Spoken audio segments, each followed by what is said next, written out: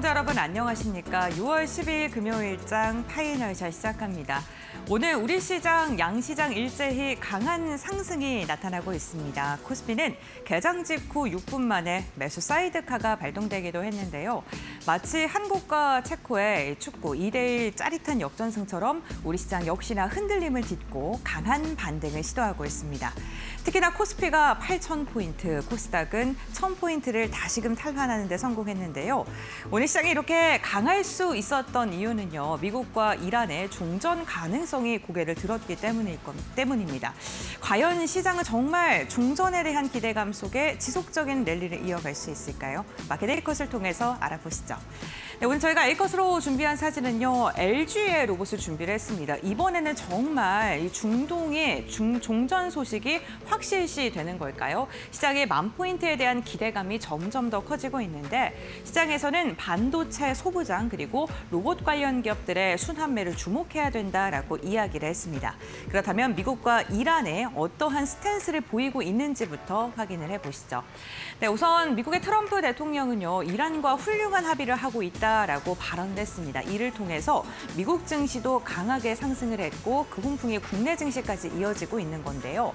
트럼프는 문서가 최종 조율 단계에 들어갔고 주말에 유럽에서의 서명 가능성 또한 지금 시장에서 가장 주목하고 있는 게 호르무즈 해협을 개방을 하는 게 언제쯤이냐 물가의 안정이 언제쯤 나타날 것이냐인데 호르무즈 해협 개방에 대한 언급을 하기도 했고요. 해상 봉쇄 해제에 대한 시사도 했습니다.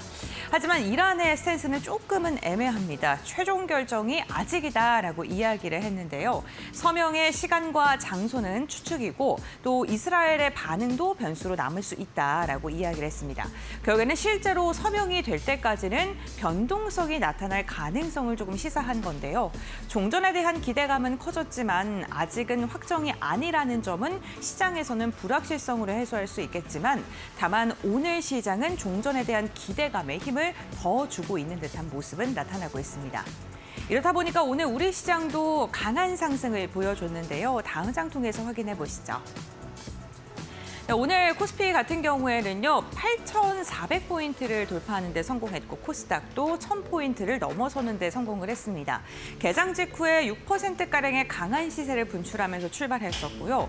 오후장 들어서도 코스피는 8%, 코스닥도 4%의 상승부를 켜고 있는 듯한 모습인데요.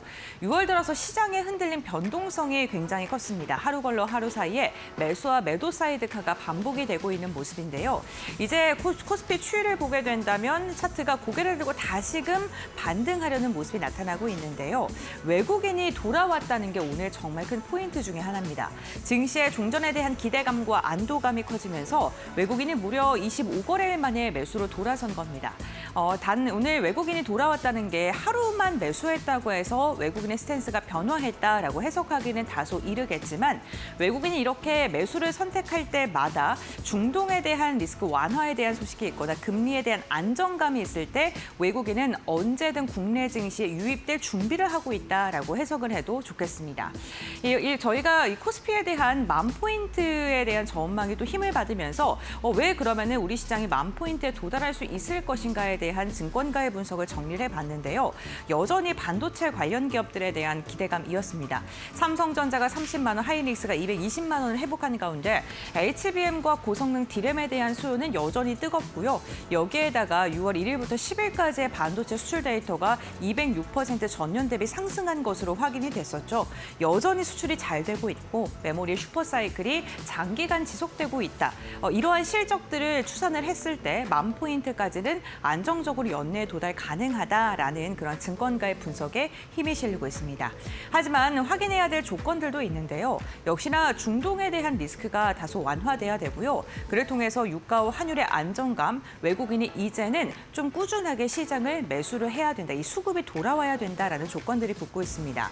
10,000포인트에 대한 전망은 나오고 있습니다만 이제 우리 시장이 그동안 급격하게 많이 올랐던 만큼 오를 때의 조건들도 점점 더 많이 붙고 있다는 점.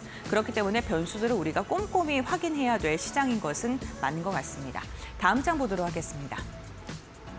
네, 특히나 시장이 이렇게 강하게 변동성이 나타나고 있는데 AI 반도체 소부장 관련 기업들이 오늘 정말 강한 상승 보이고 있고요. 지난주 금요일부터 시동을 거는 듯한 모습이 나타났습니다. 특히나 반도체와 로봇이 긴 시간 조정을 좀 받았기 때문에 바닥을 딛고 반등할 수 있는 그 시기이다라는 증권가의 분석들도 나오고 있는데요. 주요 중소형 AI 업종의 ETF 이격도를 보시게 되면요. 이 노란색 상이 이격도이고요. 이 선을 보게 됐을 때 핵심 설비들의 분위기를 보는 건데 로봇 같은 경우에는 이격도가 많이 올라가긴 했습니다만 최근에 좀 조정을 받는 듯한 모습이 나타났고요. 여기에다가 반도체 전력 관련된 기업들도 고점을 찍고 많은 조정을 받았습니다. 최근에 전선 전력 관련된 기업들의 주가 조정이 굉장히 깊게 나타나고 있고 고점 대비 4에서 50%가량 조정이 나오고 있는 기업들도 있습니다. 여기에다가 반도체 소부장 관련 기업들도 최근에 고점을 찍고 내려오고 있는데 소부장 관련 기업들이 먼저 반등을 하고요. 로봇과 전력 관련된 기업들도 지금 조정 구간을 거치면서 과열을 해소하고 있고 이를 통해서 이격도를 조금은 좁히고 있는 구간입니다. 만약에 이격이 조정되고 난 뒤에는 AI 밸류체인 그러니까 소부장 관련 기업들 다음으로 로봇과 전력 기기들이 다시금 올라설 준비를 하고 있다라고 분석이 되고 있고요. 그 순환매에 투자자들도 좀 주목을 해보시면 좋겠습니다. 다음 장 이어서 보겠습니다. 특히나 삼성과 현대차, LG가 로봇 투자를 지속하고 있다는 것 또한 긍정적인데요. 오늘 새롭게 나온 뉴스들을 좀 정리를 했습니다. 우선 삼성은요, 스페인의 AI 로봇 스타트업인 테커에 투자를 한다는 소식이 전해졌습니다. 1,500억 원 규모의 시리즈 A에 참여를 하는 것이고요. 삼성뿐만 아니라 루이비통의 모 회사 역시나 이 투자에 참여를 한다고 합니다. 이 테커 같은 경우에는 딥러닝과 컴퓨터 비전에 기반의 산업용 로봇을 하고 있는 그 기업인데 이 부분에 대해서 삼성이 또다시 투자를 선택했다는 점은 긍정적이고요. 현대 같은 경우에는 현대차에서 보스턴 다이나믹스 기반의 로봇 사업을 지속적으로 확장하고 있는데 미국 안에서 훈련 거점을 가동하면서 이 훈련을 통해서 얻어낸 데이터를 좀 축적한다라는 이야기들이 나오고 있습니다. 그를 통해서 휴머노이드 아틀라스에 대한 상용화가 더 빨라질 수 있다라는 기대감이 커지고 있고요. LG 같은 경우에는 국내에서 처음으로 데이터 팩토리를 구축할 것이라고 지금 예상이 되고 있는데 2030년까지 4천억 원가량을 투자하고요. LG의 클로이드를 100대를 우선적으로 투입하고 연내에는 300대가량을 투입을 할 예정이라고 합니다. 결국에는 로봇 파운데이션 모델의 고도화를 하겠다는 게 LG인데요. 결국에는 삼성과 현대, LG가 지금 지속적으로 투자를 하고 있는 게 로봇의 관절을 만들거나 부품을 만드는 것보다는 로봇의 핵심인 두뇌와 데이터를 수집을 해서 경쟁력을 키우기 위해 투자를 하고 있다. 그러니까 결국에는 로봇에 투자를 할 때 대기업들이 지금 두뇌와 데이터 쪽을 좀 집중적으로 보고 있다라는 점도 참고해 보시면 좋겠습니다. 다음 장 보도록 하겠습니다. 최근에 시장이 많이 흔들렸을 때 시장의 하방을 지탱해줬던 건 소비주들이었습니다. 실적이 잘 나올 것으로 예상되는 만큼 실적 베이스를 통해서 흔들리는 장세 속에서도 오히려 견조한 움직임이 나타났었는데요. 하지만 강세가 지속되는 만큼 이격도는 점점 더 벌어지고 있습니다. 지금 여기 있는 그래프는요. 백화점 업종의 주가와 50일 이격도를 저희가 표로 보여드리는 건데 백화점의 그 주가가 강하게 상승하면서 이격도가 점점 더 벌어지고 있다는 게 확인되고 있습니다. 그만큼 고점에 대한 부담감과 작은 악재도 흔들릴 수 있는 그러한 지금 시장이 나타나고 있는 건데요. 특히나 시장이 흔들렸을 때 백화점과 유통, 화장품, 호텔과 레저가 강세를 보였는데 전반적으로 여기에 있는 업종들, 이 소비주들 자체가 강하게 상승을 했고 이격도가 벌어지고 있다는 점을 참고하셔야 될 것 같습니다. 우선 백화점 같은 이 소비주들이 주목을 받았던 건요. 내수 경기 바닥의 통과에 대한 기대감 덕분이었는데요. 수출이 잘 되고 성과금으로 인해서 사람들이 지갑을 잘 열고요. 주식시장이 좋았던 만큼 이를 통해서 번 돈을 백화점이나 고가 제품들을 사용하는데 지금 많은 분들이 사용을 하고 있다고 합니다.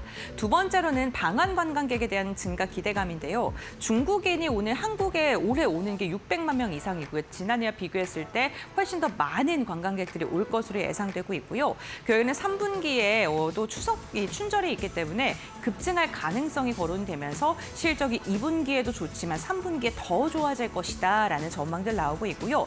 이 내수와 외국인들의 그런 소비들로 인해서 소비 관련된 기업들이 굉장히 좋을 것이다라는 분석들이 나왔습니다.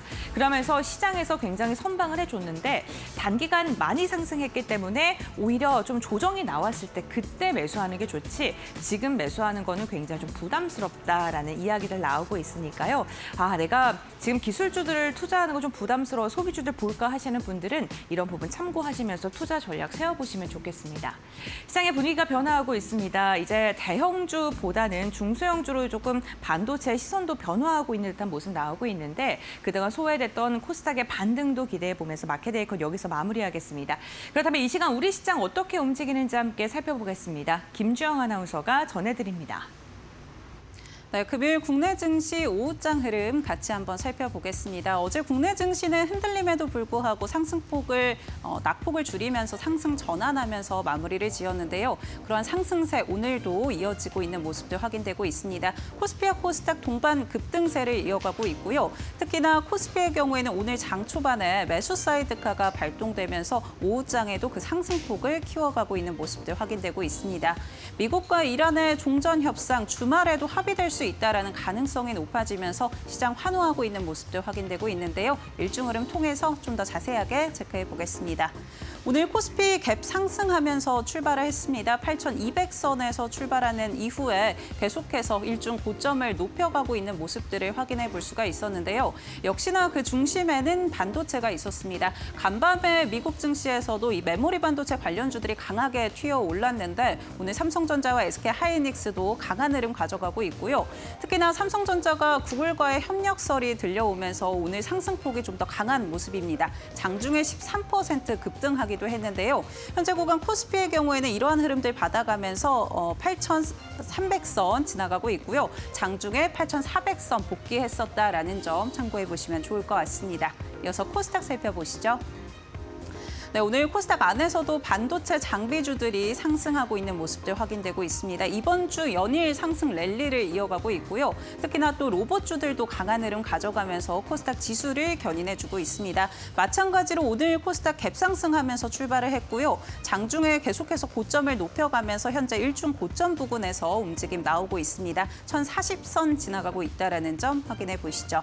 수급적인 부분도 이어서 체크해 보겠습니다. 종전에 대한 기대감들이 커지면서 오늘 국제 유가가 87달러 WTI 기준으로 하락을 했고요. 또 원달러 환율도 10원가량 하락하면서 1,520원 선 지나가고 있습니다. 이에 따라 외국인들 선물 시장에서 매수세 이어가고 있고요. 현재 유가증권 시장에서도 무려 11거래일 만에 순매수하고 있는 흐름 확인해 볼 수가 있습니다. 현재 2조 이상 순매수 이어가고 있는 가운데 기관 역시도 3조 가까운 물량들 담아내고 있고요. 반면에 그간 사들였던 개인이 오늘 차익 실현에 나서면서 4조 8천억 원 이상 팔아내고 있다는 점도 확인되고 있습니다. 이어서 코스닥 살펴보겠습니다. 네, 코스닥 안에서 기관만이 오늘 순매수 이어가고 있고요. 5천억 원 가까운 물량 담아내고 있습니다. 개인과 외국인은 팔자세 이어가면서 오늘 외국인의 경우에는 3,700억 원 팔아내고 있다는 점 확인해 보시죠. 그렇다면 업종단에서 오늘 시장의 분위기 같이 한번 파악해 보도록 하겠습니다. 역시나 오늘 반도체주들이 강한 흐름 가져가면서 전기전자 업종 강세 흐름 확인되고 있고요. 그 가운데 이 반도체주들 소식들을 좀 살펴보자면 오늘 삼성전자가 구글과의 협력 소식이 들려왔습니다. 구글에서 이 핵심 AI 칩에 대한 핵심 부품을 삼성전자 파운드리에 맡길 수도 있다라는 외신 보도가 나왔는데요. 구글의 10세대 TPU 칩이 해당될 것으로 보이고요. 특히나 삼성전자의 이 파운드리 부문의 경우에는 올해 흑자 전환에 대한 기대감도 있는데 이 부분에 좀 더 힘이 실릴 것이다라는 기대감이 모이고 있습니다. 또 반도체 소부장 관련주들도 이번 주 강한 상승세를 이어가고 있습니다. 올해 이 글로벌단에서 이 반도체 장비주들에 대한 투자액이 사상 최고치를 기록했다라는 점 역시 투심을 자극하고 있는데요. 현재 구간 종목 흐름 체크해 보시죠.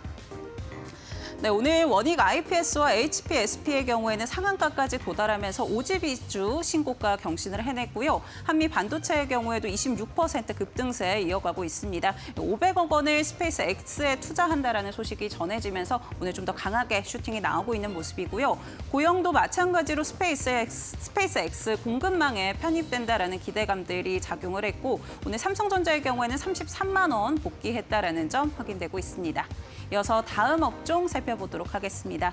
오늘 기계장비 업종도 강세 흐름 이어지고 있는데요. 그 가운데 로보테마 같이 한번 체크해 보겠습니다.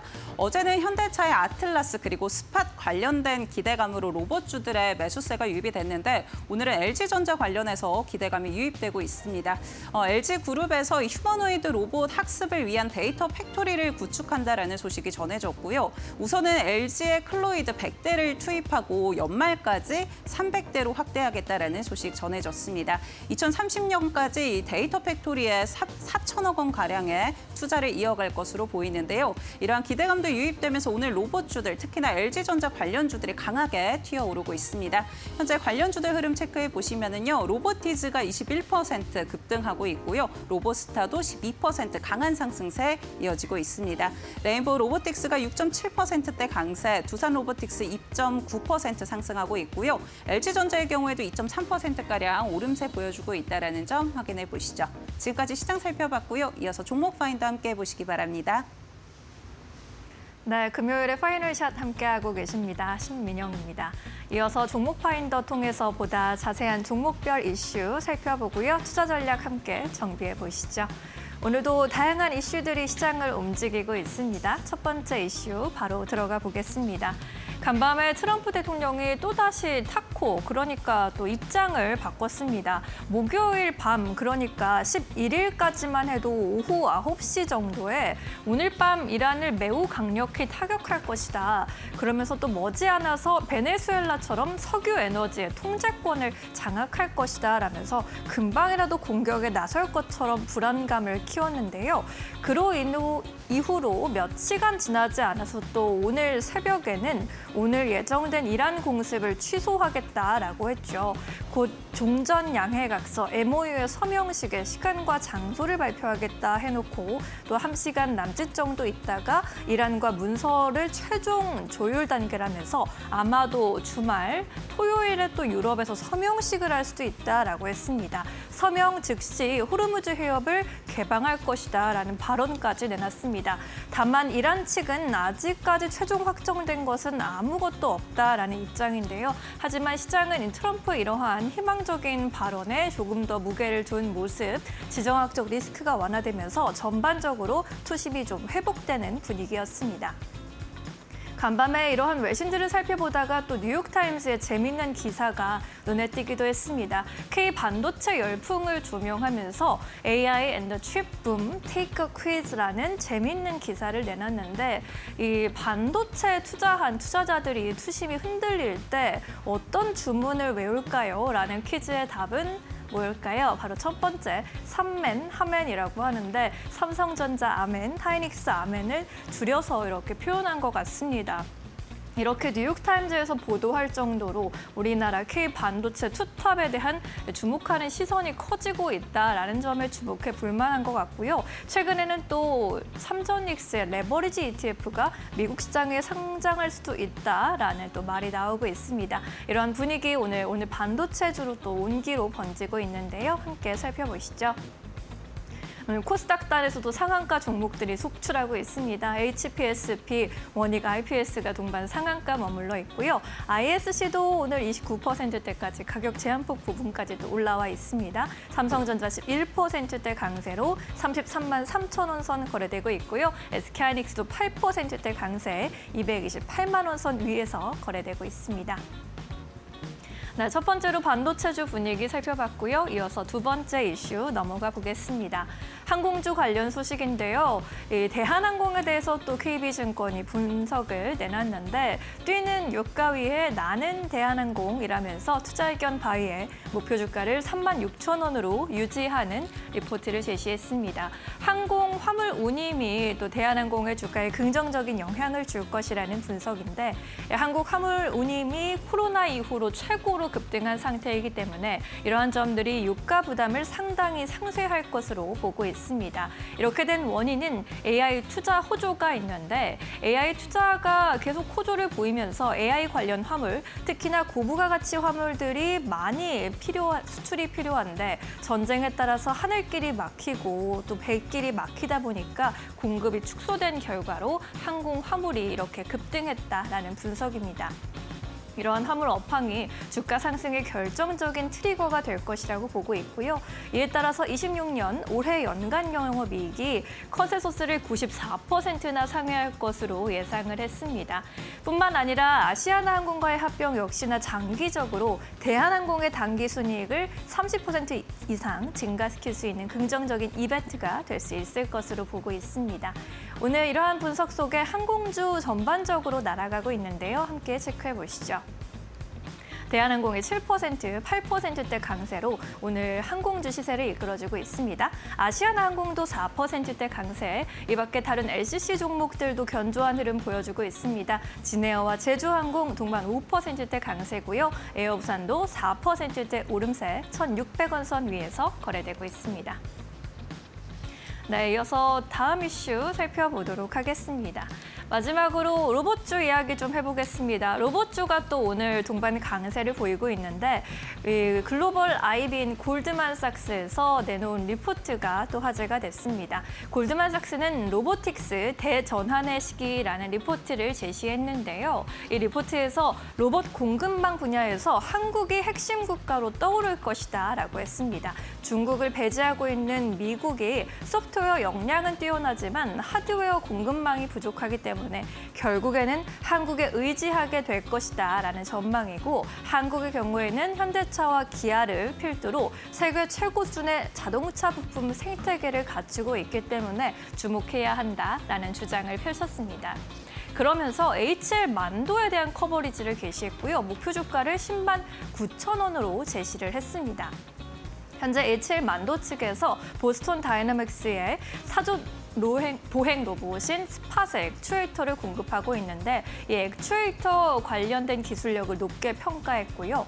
이미 품질 검증을 받은 공급 업체이기 때문에 휴머노이드 시장이 본격적으로 개화했을 때 큰 강점이 될 것으로 보고 있습니다.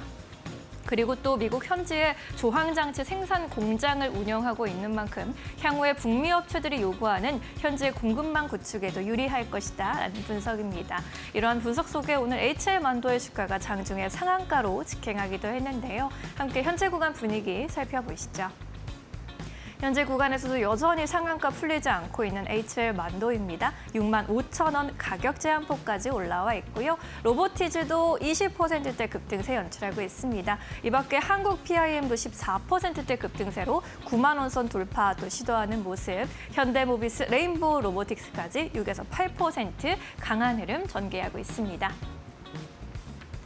네, 이슈가 있는 종목들 위주로 먼저 점검해봤고요. 이어서 전문가와 함께 조금 더 디테일한 종목별 전략 세워보도록 하겠습니다. 오늘도 이데일리 박근호 전문위원 모셨습니다. 어서 오십시오.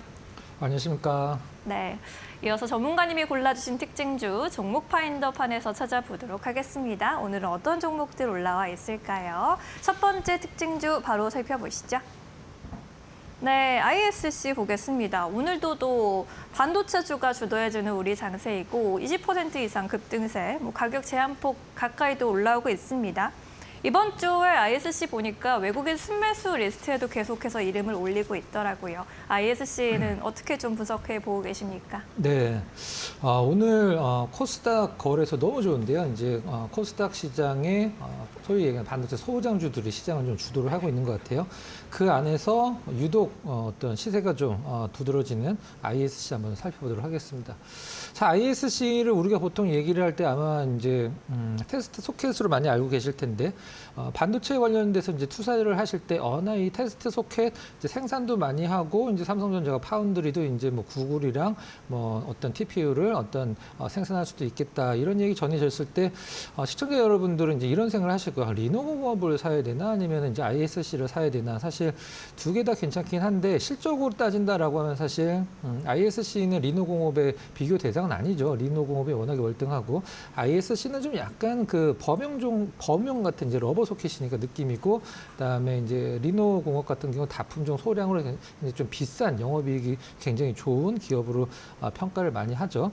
ISC 같은 경우에는 현재 메모리와 이제 시스템, 비메모리 두 개의 어떤 매출 비중을 봤을 때 메모리가 한 30, 그다음에 비메모리가 한 70 정도 되거든요. 과거에 23년도죠. 이제 SKC에 ISC가 피인수 됐을 때 시장에서 우려감을 나타냈던 것은 이제 다른 게 아니라 고객사의 포트폴리오가 이제 훼손이 되는 게 아니냐. 그러니까 SKC에 인수가 됐으니까 SK 하이닉스 쪽으로의 비중이 좀 높아지고 삼성전자 쪽은 비중이 낮아질 수 있지 않냐. 이런 식으로 이제 많이 우려감이 있었었는데 사실 좀 기우였다고 이제 전해지고 있는 상황이죠. ISC를 대표하는 건 이제 러버 소켓이라고 해서 실리콘 러버 소켓. 이제 그 ISC나 리노공업이 만드는 테스트 소켓은 직접적으로 어떤 칩이나 웨이퍼를 테스트를 하는 건 아니죠. 테스트 장비랑 이제 웨이퍼의 중간 다리 역할을 하는 이제 핀을 만드는 게 바로 테스트 소켓이라고 보시면 될 것 같은데, 최근에 이런 뭐 메모리 반도체도 엄청나게 많이 생산을 해야 되고 삼성전자에서 이제 파운드리 가동률도 올라가다 보니까 테스트 소켓에 대한 수요가 굉장히 좀 많아지고 있는 상황이죠. ISC도 이것과 관련돼서 이제 대응을 이미 좀 하고 있는 상황입니다. 한마디로 캐파를 좀 늘리고 있는 상황인데 늘리려고 하는 상황이죠. 한번 어느 정도 수준까지 와 있는지 한번 좀 살펴보도록 하겠습니다. ISC는 공장이 두 군데가 있죠. 인천의 송도에 하나가 있고 그다음에 베트남에 있어요. 베트남에 있는 공장이 제일 큰 공장입니다. 한 뭐 80% 이상을 베트남에서 만들고 있는데 일단 350억 정도를 투입을 해서 인천 송도 공장 이제 증설을 하고 이제 베트남 공장도 일단은 제2공장 짓기 전에 먼저 증설하고 제2공장을 만든다라고 하는데, 이제 반도체에 대한 어떤 이런 생태계에 대한 훼손이 단기간에 좀 훼손이 있지 않고 이 어떤 반도체에 대한 분위기가 계속적으로 이어져 간다라고 하면은 ISC도 일단은 뭐 캐파 증설을 통해서 매출과 영업이익을 일단 뭐 한 단계 레벨로 시킬 수 있는 부분은 일단 담보가 돼 있는 그런 상황인 것 같아요. ISC 하면 우리가 보통 뭐 GPU, 그다음에 오늘 ASIC도 많이 올라가고 있죠. 디자인 하우스 쪽도 ASIC, 그다음에 뭐 CPU, HBM 모든 어떤 반도체 관련된 부분들을 아울러서 수혜를 받을 수 있는 기업이기 때문에 시장에서 오늘 유독 좀 관심을 받고 있는 것 같아요. 오늘 모멘텀은 이제 뭐 구글발 TPU이긴 하죠. 작년에 영업이익이 한 600억 정도 나왔는데 올해 한 1000억 정도 예상을 하고 있어서 일단 한번 차트 보면서 어느 정도 수준인지 한번 체크를 해보도록 하겠습니다. 자, 다른 반도체 관련주들 대비해서 많이 올라온 것 같지는 않아요. 제가 봤을 때 실질적으로는 일단 리노공업과 ISC 차트를 보면은 사실 오늘은 갈리긴 합니다만은 그동안의 차트를 보면 사실 어떤 게 어떤 기업인지 구분하기 힘들 정도로 거의 비슷하게 움직이거든요. 앞서서 이제 앵커께서 정확하게 짚어주신 것처럼 빨간색 선의 외국인 수급 한번 보면 외국인 수급이 한 5월 말서부터 계속적으로 우상향하는 걸 확인을 할 수가 있는데, 자, 파란색 선의 기관 외국인 수급 일단 데칼코마니처럼 반대로 움직이고 있는데 외국인 수급이 더 중요한 게 딱 눈에 띄죠. 어느 부분에서 체크를 할 수 있냐면 4월 초에 외국인들이 ISC를 굉장히 많이 팔았던 구간들이 있죠. 그때 ISC 주가는 이제 급락 나오면서 다시 외국인들이 최근에 매수 동참하면서 ISC 우상향한 으로 이제 전환되는 흐름을 볼 수 있는데, 전반적인 느낌은 사실 카트가 이렇게 좀 뭐라고 그래야 될까, 깔끔한 느낌이 아니긴 합니다만 가장 중요한 포인트 하나만 체크를 하면 될 것 같아요. 외국인들 수급이 들어오면 ISC 주가는 오른다. 이 부분이 이제 시장에서 계속적으로 확인이 되고 있기 때문에 오늘 이제 대량 거래, 그다음 외국인들 순매수, ISC 상한가로 마감을 하면 좋긴 하겠습니다만 그래도 뭐 상한가에 거의 준하는 흐름, 리노 공업 대비해서 상당히 월등한 주가 흐름을 보여주고 있다. 이렇게 정리를 하면 될 것 같습니다. 네, 좋습니다. ISC도 또 견조한 흐름 보여주고 있고 외국인 수급과 함께 잘 움직이고 있으니까요. 앞으로의 흐름 잘 따라가 보시기 바라겠습니다. 첫 번째 특징주로 만나봤고요. 이어서 두 번째 특징주 또 찾아보겠습니다. 네, 한화오션 살펴봐야겠습니다. 오늘 또 이슈가 있었는데 한국형 차기 구축함 사업의 우선 협상 대상자로 선정되면서 주가도 또 활짝 웃고 있습니다. 기세가 좋다 보니까 캐나다 잠수함 사업 기대감까지 받아가고 있는 것 같아요. 하나오션은 오늘장 분위기 어떻게 보세요? 네, 시초가를 굉장히 높게 잡고 일단은 음봉을 보여주고 있긴 합니다만 그래도 한 10% 내외 상승세는 유지를 해주고 있는 상황인데요. 조선주 우리가 보통 시장에는 굉장히 많은 섹터와 많은 업종의 종목군들이 있습니다. 실질적으로. 근데 그 업종군들이 시장에서 이제 어떤 매기가 쏠리려고 하면 시장에서 그 종목에 대한 어떤 이슈가 계속 좀 던져줘야 되거든요. 실질 투자자들한테. 근데 한 몇 달 전만 하더라도 사실 뭐 증권 관련 뉴스 사이트를 들어가기만 하면은 가장 많이 나왔던 게 이제 조선주들이었죠. 실질적으로는. 근데 최근에는 조선주와 관련된 어떤 이슈들을 딱히 그렇게 찾아보기가 좀 힘든 상황이었었는데 하나오션이 그래도 최근에 좀 좋은 뉴스를 하나 좀 터트려 줬네요. 한번 좀 살펴보도록 하겠습니다. 자, 우리가 보통 조선주, 뭐 빅4, 뭐 빅3 보통 얘기를 하는데 현대중공업, 삼성중공업, 하나오션만 우리가 세 종목을 따져봤을 때 고점에서 가장 많이 밀린 종목은 여러분들은 어떤 종목을 생각하시는지 한번 떠올려 보시면 될 것 같은데 실질적으로 하나오션이 가장 많이 떨어졌습니다. 고점 대비 40% 정도 하락했는데 한마디로 이제 다른 종목군들 대비해서 뭐 올라갈 때는 화끈하긴 합니다만은 떨어질 때도 많이 좀 떨어지고 있는 상황이죠. 오늘 나온 이슈 한번 살펴보도록 하겠습니다. 현대중공업이랑 이제 경쟁을 했죠. 이제 잠수함은 같이 협력을 하고 있는데 이 차기 한국형 구축함 이제 KDDX라는 부분은 이제 경쟁 관계였었는데 현대중공업이 떨어지고 하나오션이 이제 그 선정이 됐다라는 발표가 있었는데 단어를 하나 더 넣어야 될 것 같아요. 사실상 선정 단계다라고 표현하는 게 맞을 것 같은데 이게 7조 8천억 달이기 때문에 뭐 작은 건 아니죠. 근데 여기서 현대중공업이 어떻게 나오느냐에 따라서 하나오션이 이제 확실하게 선정이 될 수도 있고 아니면은 만에 하나 뭐 뒤집힐 수도 있는 부분이죠. 현대중공업이 이제 디브리핑 신청을 했어요. 디브리핑은 뭐냐면 뭐 현대중공업, 하나오션 뭐 이러이러한 부분에서 이러이러한 점수를 이렇게 우리는 이렇게 해서 점수를 줬다. 그래서 하나오션이 이겼다. 이거를 한번 듣고 싶다는 거죠. 실질적으로는 이제 현대중공업이 디브리핑 신청했고 이제 이의 제기하고 이제 법적으로 이제 제기까지 하면은 이게 선정하는데 좀 기간이 많이 오래 걸려요. 근데 제가 현대중공업이라 하더라도 사실 이걸 이의 신청을 할 것 같습니다. 실질적으로 우리가 보통 선거를 할 때도 굉장히 적은 표차로 이게 당락이 결정이 되면 이제 개표를 다시 한번 신청을 할 수가 있잖아요. 약간 그런 느낌인데 이번에 하나오션이 현대중공업 대비 점수 차가 얼마나 났냐면 0.586점이 났습니다. 0.586. 1점도 아니고 0.586 차가 나서 이 부분에 있어서 이제 현대중공업이 기술적인 측면에서 상당히 높은 점수로 우위를 점했는데 하나오션한테 이걸 뺏겼다라는 게 좀 약간 아쉬워하는 것 같아요. 하지만 좀 1차기 때문에 좀 지켜봐야 될 것 같고 그다음에 가장 중요한 부분이죠. 캐나다 잠수함 부분. 잠수함만 따질 때는 60조라고 얘기를 하지만 유지보수까지 따지면은 실질적으로 100조가 훨씬 넘는 부분이죠. 이 부분이 이제 6월 말에 발표가 되는데 뭐 이 부분과 관련돼서 이제 캐나다에서도 지금 이제 독일 잠수함 관련된 그 기업은 주가가 굉장히 안 좋죠. 하나오션도 사실 좋은 편은 아니긴 합니다만은 일단 LNG 수소 분야도 대규모로 이제 투자를 만약에 수주를 한다라고 하면 투자를 해야 되는 부분이라 이런 부분도 시장에서 어떻게 좀 해석을 해야 될지 조금 더 지켜보면 될 것 같고요. 긍정적인 부분 하나, 그다음에 어떤 부정적인 부분 하나씩 말씀드리고 정리를 하도록 하겠습니다. 미국 의회에서 이제 자국의 해군군함은 무조건 우리나라에서 미국 내에서 만들어야 된다라는 것을 일단은 법제화하기 시작했죠. 그렇다라고 하면은 현대중공업이랑 뭐 하나오션 입장에서는 하나오션은 아쉬울 게 없죠. 필리조선소가 있으니까. 하지만 현대중공업에서는 이제 하나오션이랑 경쟁도 해야 되는 단계에서 미국 내에 조선소가 없으니까 이 부분은 좀 상당히 불리한 부분이고 현대중공업은 원래 작년에 미국 군함과 관련돼서 엔화로든 뭐든 아예 참여를 안 한다고 했었어요. 돈이 안 될 걸 알기 때문에. 근데 좀 푸시가 좀 들어왔는지 분위기가 미국 쪽에 좀 많이 치우쳐 있는 부분이죠. 그다음에 부정적인 부분 하나 좀 말씀드리면 최근에 이제 조선업 뭐 이런 뭐 수주 이런 식으로 뉴스 검색을 해 보시면 아마 이런 단어들이 많이 나올 거예요. 뭐 LNG 운반선 그다음에 VLGC 이제 베리라지 가스 캐리어, 그다음에 VLAC 암모니아 이제 운반선이죠. 다 같은 탱커라고 생각을 하지만 실질적으로 이제 온도라든가 이런 게 다르기 때문에 따로따로 이제 건조를 해야 되는데 이게 중국 대비해서 우리나라 조선사들이 굉장히 많은 양의 수주를 하고 있다라는 발표가 있었는데 그 안에 읽어보면 하나오션에 관련된 수주 내용은 사실 거의 나오지가 않습니다. 이 부분이 아쉬운 부분이죠.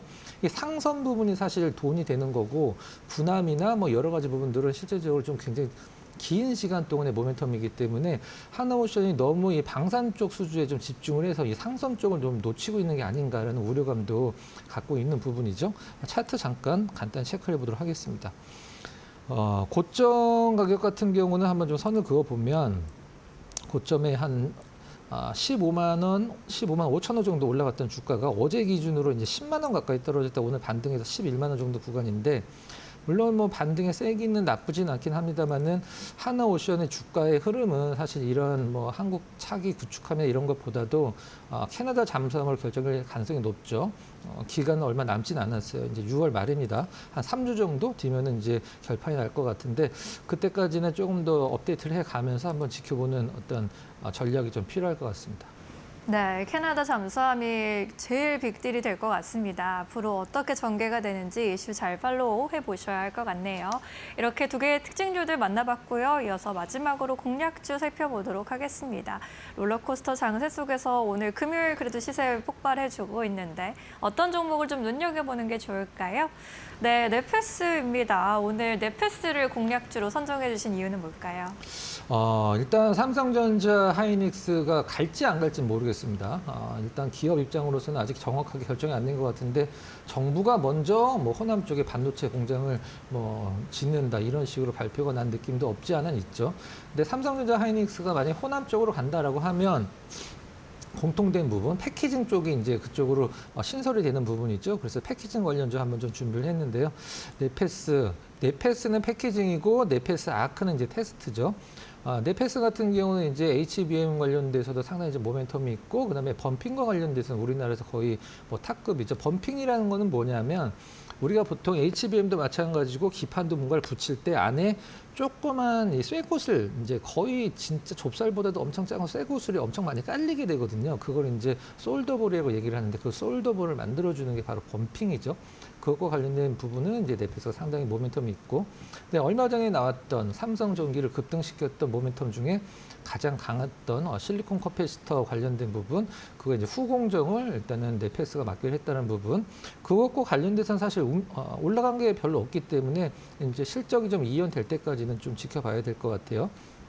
올해 1분기 한참 지났지만 이제 2분기 실적을 좀 예상할 때가 되긴 했습니다만 그래도 1분기 실적이 2분기로 지금 계속 3분기 연결이 되는 게 반도체 쪽이기 때문에 1분기 실적 한번 체크를 해보도록 하겠습니다.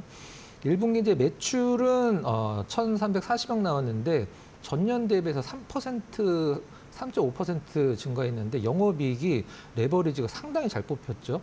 영업이익이 이제 109억으로 좀 적긴 합니다만 적자에서 흑자 전환하는 상황이기 때문에 영업이익은 전년 대비해서 이제 198% 이제 기저 효과가 좀 있다고 보시면 될 것 같아요. 일단 정리를 하면 일단 범핑도 굉장히 좋고 이제 PMIC라고 얘기하는 전력관리치, 그다음에 이제 RF 무선통신치 모두 이 네페스가 담당을 하고 있기 때문에 이것과 관련돼서 네페스 좀 지켜봐야 될 필요성이 높다라고 말씀드리도록 하겠습니다. 그리고 또 하나 말씀을 드리면 이번에 대만 GTC에서 베라루빈과 관련돼서 이제 TSMC에서 보통 패키징을 하잖아요. 그러면 대만에서 패키징을 하면은 이제 TW라고 이제 써 있는데 베라루빈의 KR이라고 써 있는 패키징이 한번 나왔죠. 이미지가 시장에서. 이 부분이 과연 우리나라에 어떤 기업이 패키징을 했는지는 알려지진 않았습니다만은 뭐 네페스, 하나마이크론 이 정도 어떤 회사 중에 하나가 아닐까라는 생각을 좀 하고 있습니다. 자, 차트 보면서 가격적인 전략 한번 보도록 할게요. 오늘 너무 많이 오른 종목군들도 좋지만 사실 좀 적당하게 좀 유지를 해주는 종목군들도 다음 주에 기대를 해볼 수가 있겠죠. 매수가는 현재가 전후 정도 나쁘지 않아 보이고요. 목표가는 지금 현재 32,000원에서 10,000원 정도 위로 잡아서 한 42,000원. 그다음에 손절 가격은 29,000원으로 전 저점 대비 약간 1,000원 정도 뺀 가격으로 한번 좀 설정을 제시를 해 드리도록 하겠습니다. 네, 오늘도 반도체 쪽 안에서도 좋은 종목 골라주셨습니다. 후공정 전문 기업 또 눈여겨보시면 좋을 것 같고요. 오늘은 여기까지 이야기 들을게요. 자세한 설명 고맙습니다.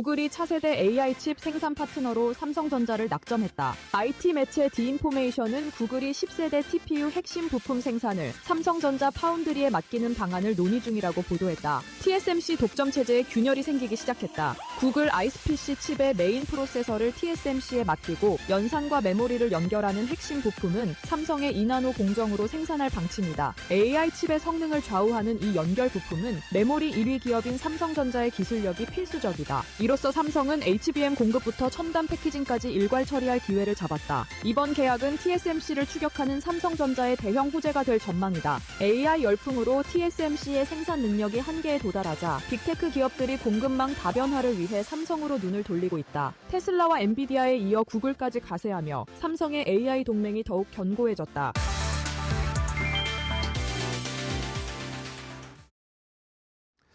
자, 섹터 대 섹터로 이어가겠습니다. 오늘 시장 강하게 치고 올라오고 있는데 코스피는 8,300선 부근에서 이어지고 있고 코스닥도 역시 강하게 소부장 위주로 올라오고 있습니다. 자, 이런 시장에서 오늘 섹터 대 섹터 어떤 섹터가 특히 더 강한지 이런 시장에서도 오늘은 또 약한 섹터도 분명히 있습니다. 이런 것들에서는 어떤 기회를 찾아봐야 할지 함께 알아보도록 하겠습니다. 자, 오늘은 보넥스트 투자자문의 나연진 대표와 함께하겠습니다. 대표님 안녕하세요. 네, 반갑습니다. 자, 나연진 대표님과 오늘 섹터 대 섹터 하나씩 확인해 볼 텐데 먼저 첫 번째로 상승하는 섹터 대 섹터 확인해 보도록 하겠습니다. 바로 공개합니다. 자, 역시 오늘은 반도체를 봐야죠. 늘 봤지만 오늘같이 또 급등하고 있는 반도체 앞으로의 추이는 어떻게 될 것인가 많은 분들이 궁금해하실 것 같습니다. 삼성전자가 오늘 10% 넘게 강한 반등을 나타내고 SK하이닉스도 역시 좋고요. 특히 소부장단이 너무나 좋은데 HPSP나 관련된 원익 IPS나 이런 종목이 막 상한가에 진입을 했습니다.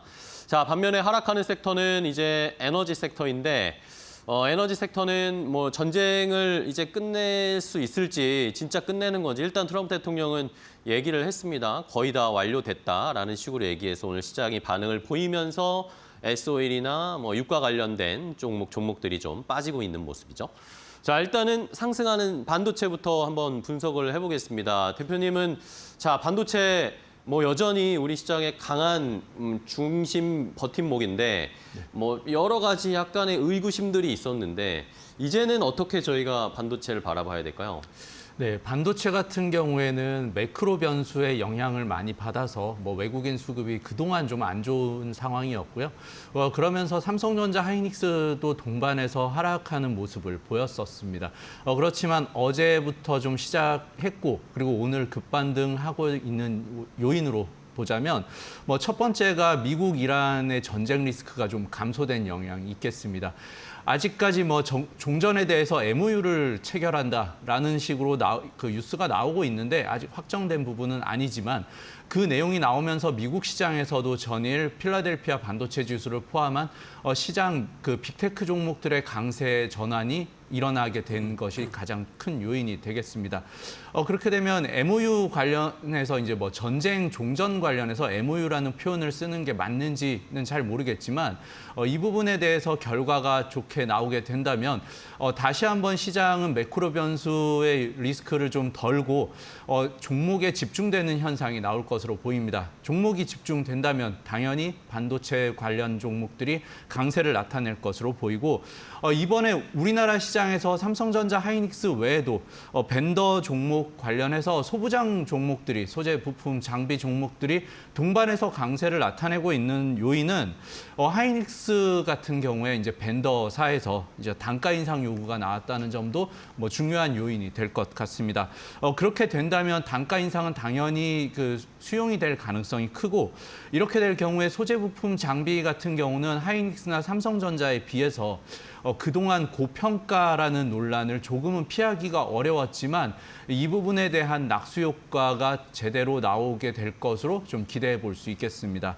그러므로 인해서 이제 반도체 소부장, 그러니까 소재 부품 장비 관련한 업종들도 동반 강세를 나타내고 있다는 점으로 볼 때 향후 기관 매수세가 특히 이제 코스닥 쪽의 반도체 장비 쪽으로 많이 들어오고 있는데 이 부분이 추후에 하반기에 뭐 그 코스닥 시장을 프리미어 리그나 뭐 이렇게 해서 프리미어 그룹이나 이렇게 좀 재편을 한다면 반도체 관련 섹터 종목들이 그쪽으로 많이 흘러가게 될 것으로 보이고 이 미리 기관에서는 그러니까 매수 수급이 선제적으로 들어오고 있다라고 볼 수 있겠습니다.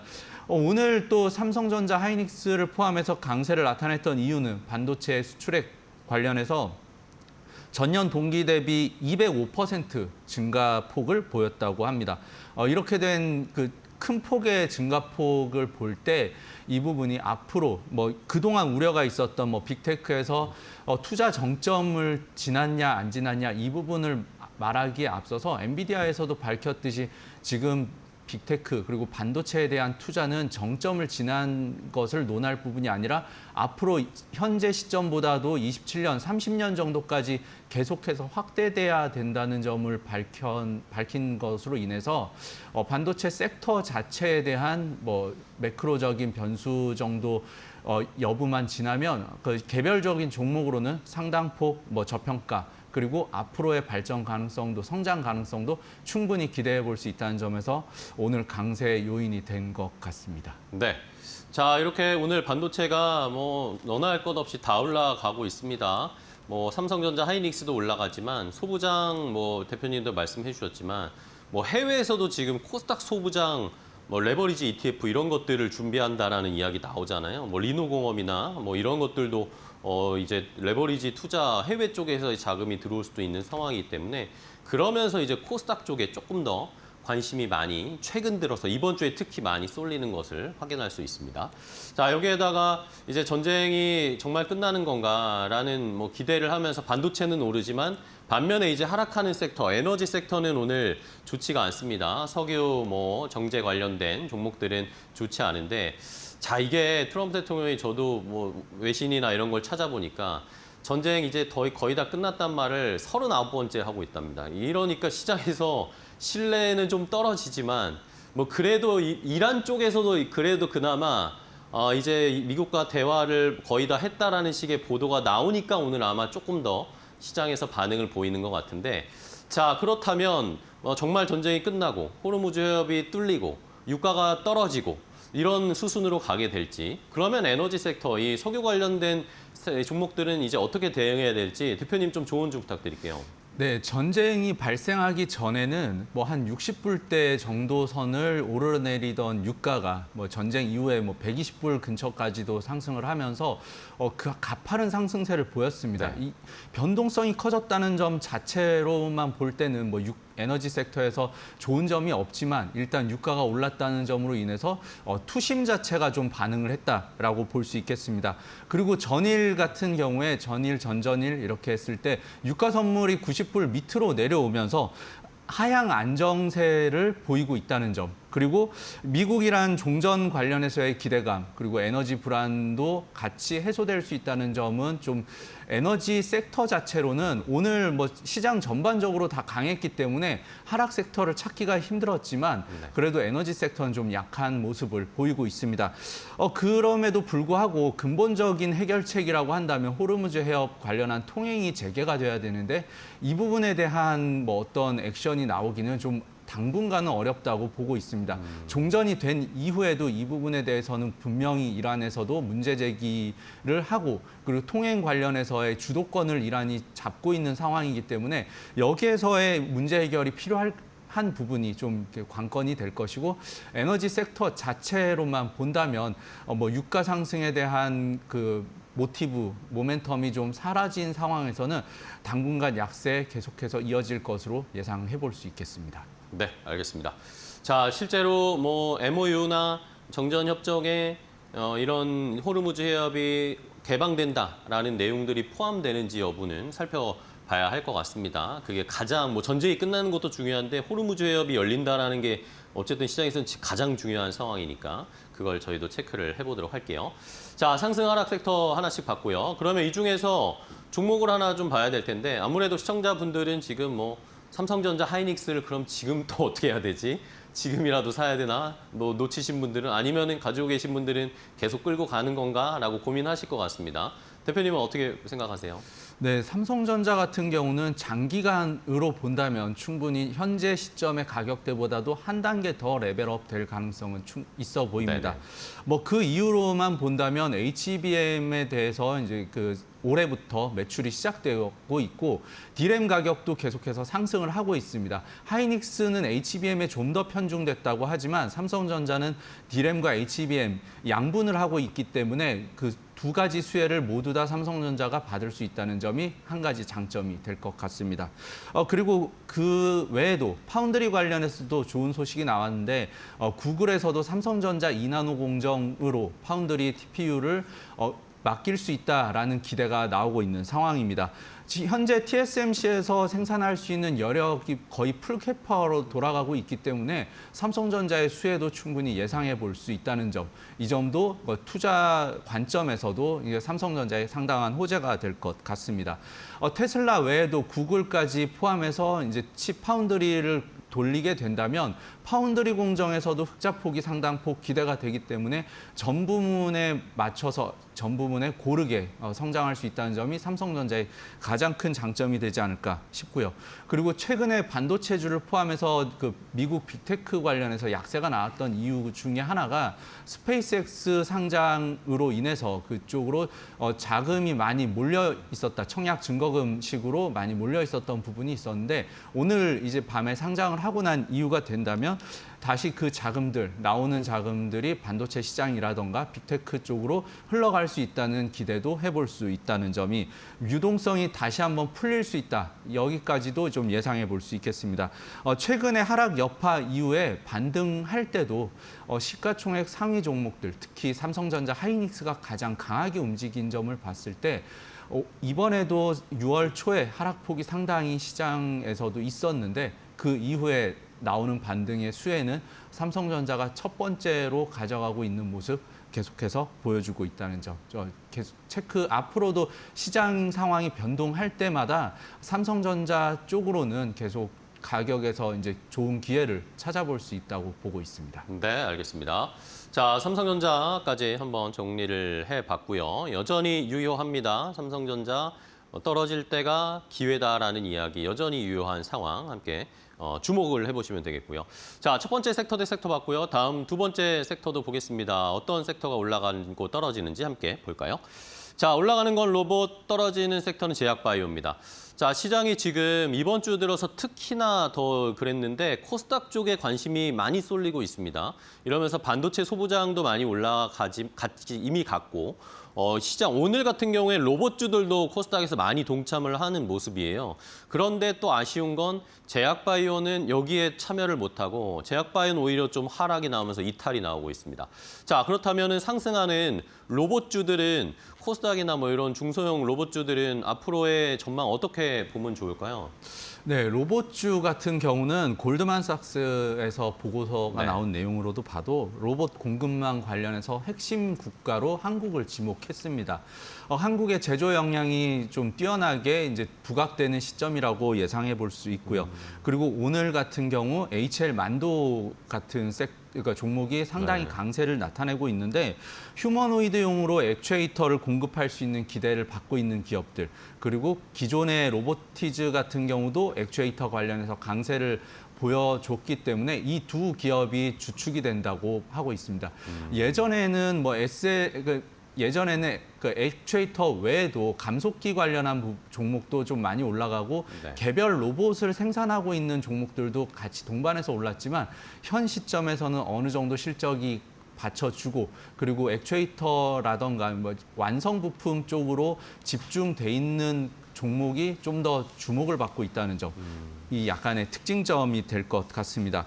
젠슨한 기대감이 너무 선반영되면서 급등한 이후에 가격적으로도 조정을 많이 받았기 때문에 현 시점에서의 가격 매력도 충분히 있다고 보고 있는 그 섹터, 로봇 섹터 말씀드립니다. 네, 알겠습니다.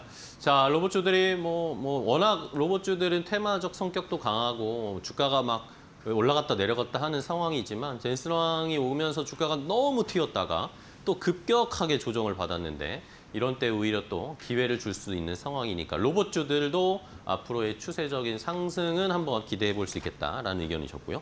자, 그러면 이제 아쉬운 쪽인데 제약바이오가 참 문제입니다. 지금 뭐 금리 인하에 대한 시그널들도 잘 안 보이고 있는 상황이고 제약바이오주가 이번 주에 약간 올라오는가 싶었더니 다시 오늘은 뭐 상승에 동참을 못하고 있어요. 대표님은 제약바이오 쪽은 어떻게 지금 지켜보고 계신가요? 제약바이오 같은 경우는 섹터 자체의 신뢰감 아직도 회복이 안 되고 있다고 보고 있고요. 네. 올 상반기 정도에 좀 ABL 바이오를 포함해서 좀 강세를 나타낸 이후부터 계속해서 전반적인 약세를 나타내고 있습니다. 그 기술 수출 관련해서 그 큰 규모로 수출이 이루어지면서 기대를 받았었던 한미약품도 좀 약세를 보이고 있는 상황이고요. 그래서 제약바이오 같은 경우는 이제 그 가장 시장에서 영향을 많이 미치고 있는 부분이 금리 인상에 가장 민감한 섹터라는 부분이고요. 이번에 발표됐던 미국의 생산자 물가지수 PPI 같은 경우도 3년 6개월 만에 최대 상승폭을 나타냈습니다. 6.5% 전년비 상승을 했는데 이 부분이 뭐 3년 이후 정도 기간 동안 이렇게 많이 오른 부분이 없었고 이렇게 빠르게 오른 PPI는 다음 달에 있을 CPI 정도에도 영향을 미칠 수 있다. 이렇게 됐을 경우에는 물가 부담이 예상이 되고 물가 부담으로 인해서 금리 인상의 가능성이 또다시 제기될 수 있다는 점이 제약바이오의 발목을 잡고 있는 것으로 보고 있습니다. 금리 상승기에 가장 민감하게 그리고 영향을 많이 받을 수 있는 부분이 제약바이오인 만큼 앞으로도 이 제약바이오 섹터에 대해서는 뭐 주가적인 측면을 떠나서 이제 매크로 변수 그리고 금리 관련한 부분까지도 같이 고려해 봐야 될 것 같습니다. 종목별로는 뭐 좋은 그 호재를 가지고 있는 종목이 있지만 여러 종목 중에서도 그런 호재를 가지고 있는 종목조차도 같이 섹터의 약세를 보일 때 하락을 하고 있기 때문에 이 부분에 대해서는 좀 주의해 볼 필요가 있다고 보고 섹터를 꼽아봤습니다. 알겠습니다. 자, 제약바이오가 아직은 뭔가 시장에서 부각을 나타낼 수 있는 제 주변 환경이 안 갖춰져 있어서 올라가지를 못하고 있는 상황입니다. 자, 그러면은 뭐 이 중에서 종목을 하나 좀 볼까요? 하락하는 섹터 안에서 제약바이오가 말씀해 주신 것처럼 개별적인 호재가 있어도 주가가 못 가는 상황이어서 조금 부담이긴 하지만 뭐 긍정 회로를 돌려서 전쟁이 끝나고 금리도 좀 유가도 내려가고 금리도 내려가고 이런 것들을 좀 기대하면서 공략해 볼 수 있는 종목, 살펴볼 개별적인 좋은 이슈가 있는 종목 뭐가 있을까요? 네, 하락 섹터이긴 하지만 그중에서도 올릭스 한번 말씀드리고 올릭스요? 싶습니다. 이제 올릭스 같은 경우는 이제 비만 치료제 신규 비만 치료제를 또 파이프라인에 두고 있는데 이 부분에 대해서 뭐 영장류 중간 데이터 값이 상당히 잘 나왔다는 점으로 인해서 앞으로 또 실제 임상이 들어가고 임상 관련한 부분에서 뭐 조기 기술 이전 가능성까지도 좀 염두에 둘 수 있다는 점이 좀 부각이 될 것 같습니다. 올릭스 같은 경우는 메시 치료제를 포함해서 탈모약 관련해서도 기술 수출이 이미 이루어졌고 그리고 최근 들어서 가장 주목받고 있는 그 비만 치료제 관련해서도 다른 뭐 일라이릴리라던가 그 위고비 그리고 마운자로 같은 것 약하고는 기전이 약간 다릅니다. 뭐 식욕을 억제하는 식으로 비만 치료를 하는 게 아니라 지방 세포를 분해하는 식으로 그 비만 치료에 집중되고 있기 때문에 병행요법도 기대해 볼 수 있어서 기술 이전의 가능성이 상당히 높은 분야다라고 말씀드리고 싶고요. 이 부분에 대한 뭐 기술 수출 이전이 실제 이루어지냐 아니냐를 떠나서 뭐 최근 들어서의 그 섹터 약세를 놓고 볼 때는 뭐 가장 괜찮은 종목 그리고 파이프라인이 다양한 종목 위주로 선별해 두고 그리고 섹터 약세가 계속해서 이어질 때 어느 정도 바닥 찍었다라고 생각이 드는 시점에 그 종목이 좀 선별된 종목으로 제약바이오를 좀 엄선해서 찾아봐야 되기 때문에 그런 측면에서 올릭스를 한번 제약바이오 섹터 내에서는 하락하는 종목이지만 그 관심 종목에 체크해 두시는 게 좋을 것 같다는 의견 드립니다. 알겠습니다. 자, 올릭스를 자세히 분석해 주셨습니다. 뭐 지금 당장 공략해 보는 것보다 좋은 이슈가 있는 제약바이오 종목들을 봐뒀다가 시장의 분위기가 변하고 금리 인상이나 이런 것들이 좀 안 나올 수 있는 상황이 됐을 때 공략해보자라는 그런 전략이었습니다. 자, 자, 오늘 섹터 대 섹터 나현진 대표님과 함께했는데요. 대표님 오늘 또 좋은 전략 또 인사이트 주셔서 감사하고요. 다음 시간에 또 뵙겠습니다. 오늘 고생 많으셨어요. 네. 네, 감사합니다.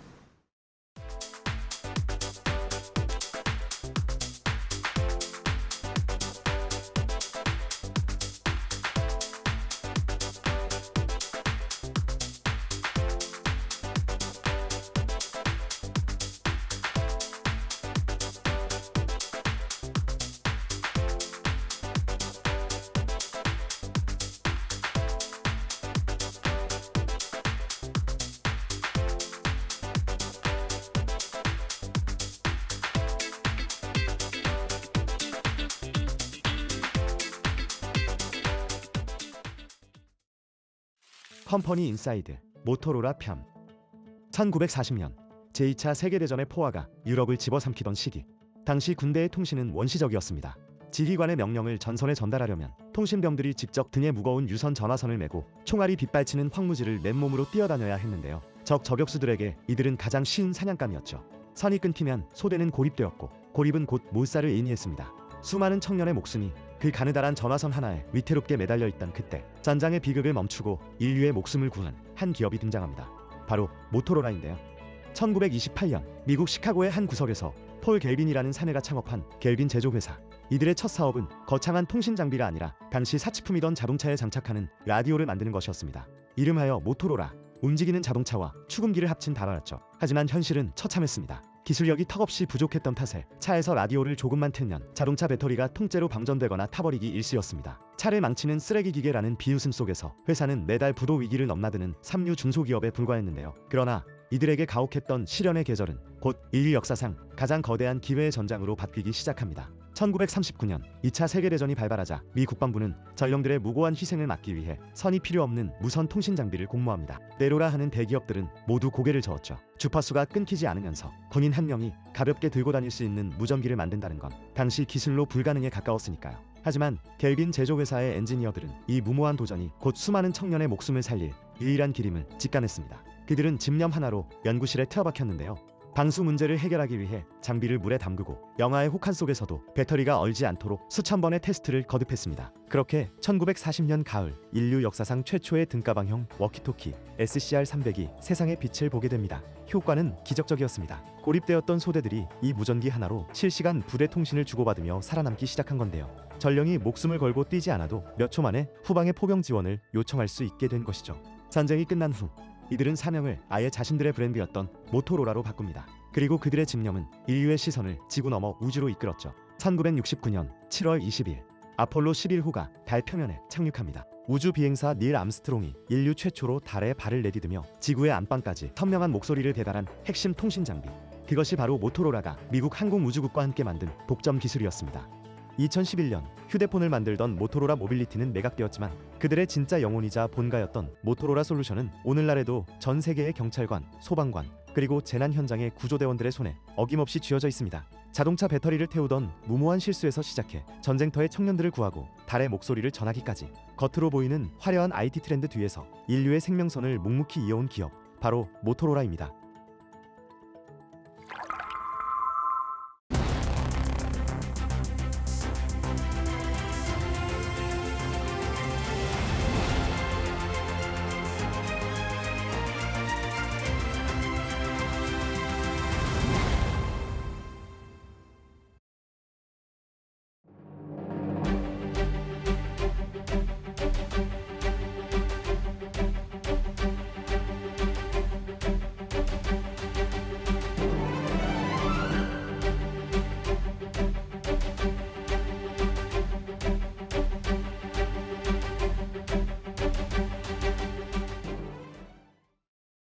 네, 시장 이야기 시간으로 이어가 보도록 하겠습니다. 오늘 국내 증시 지금 8,000포인트를 시원하게 돌파한 뒤에 지속적으로 강세가 나타나고 있는데요. 다만 오후장 들어서 지금 낙폭이 조금은 나오면서 상승폭 반납하고 있는 듯한 모습입니다.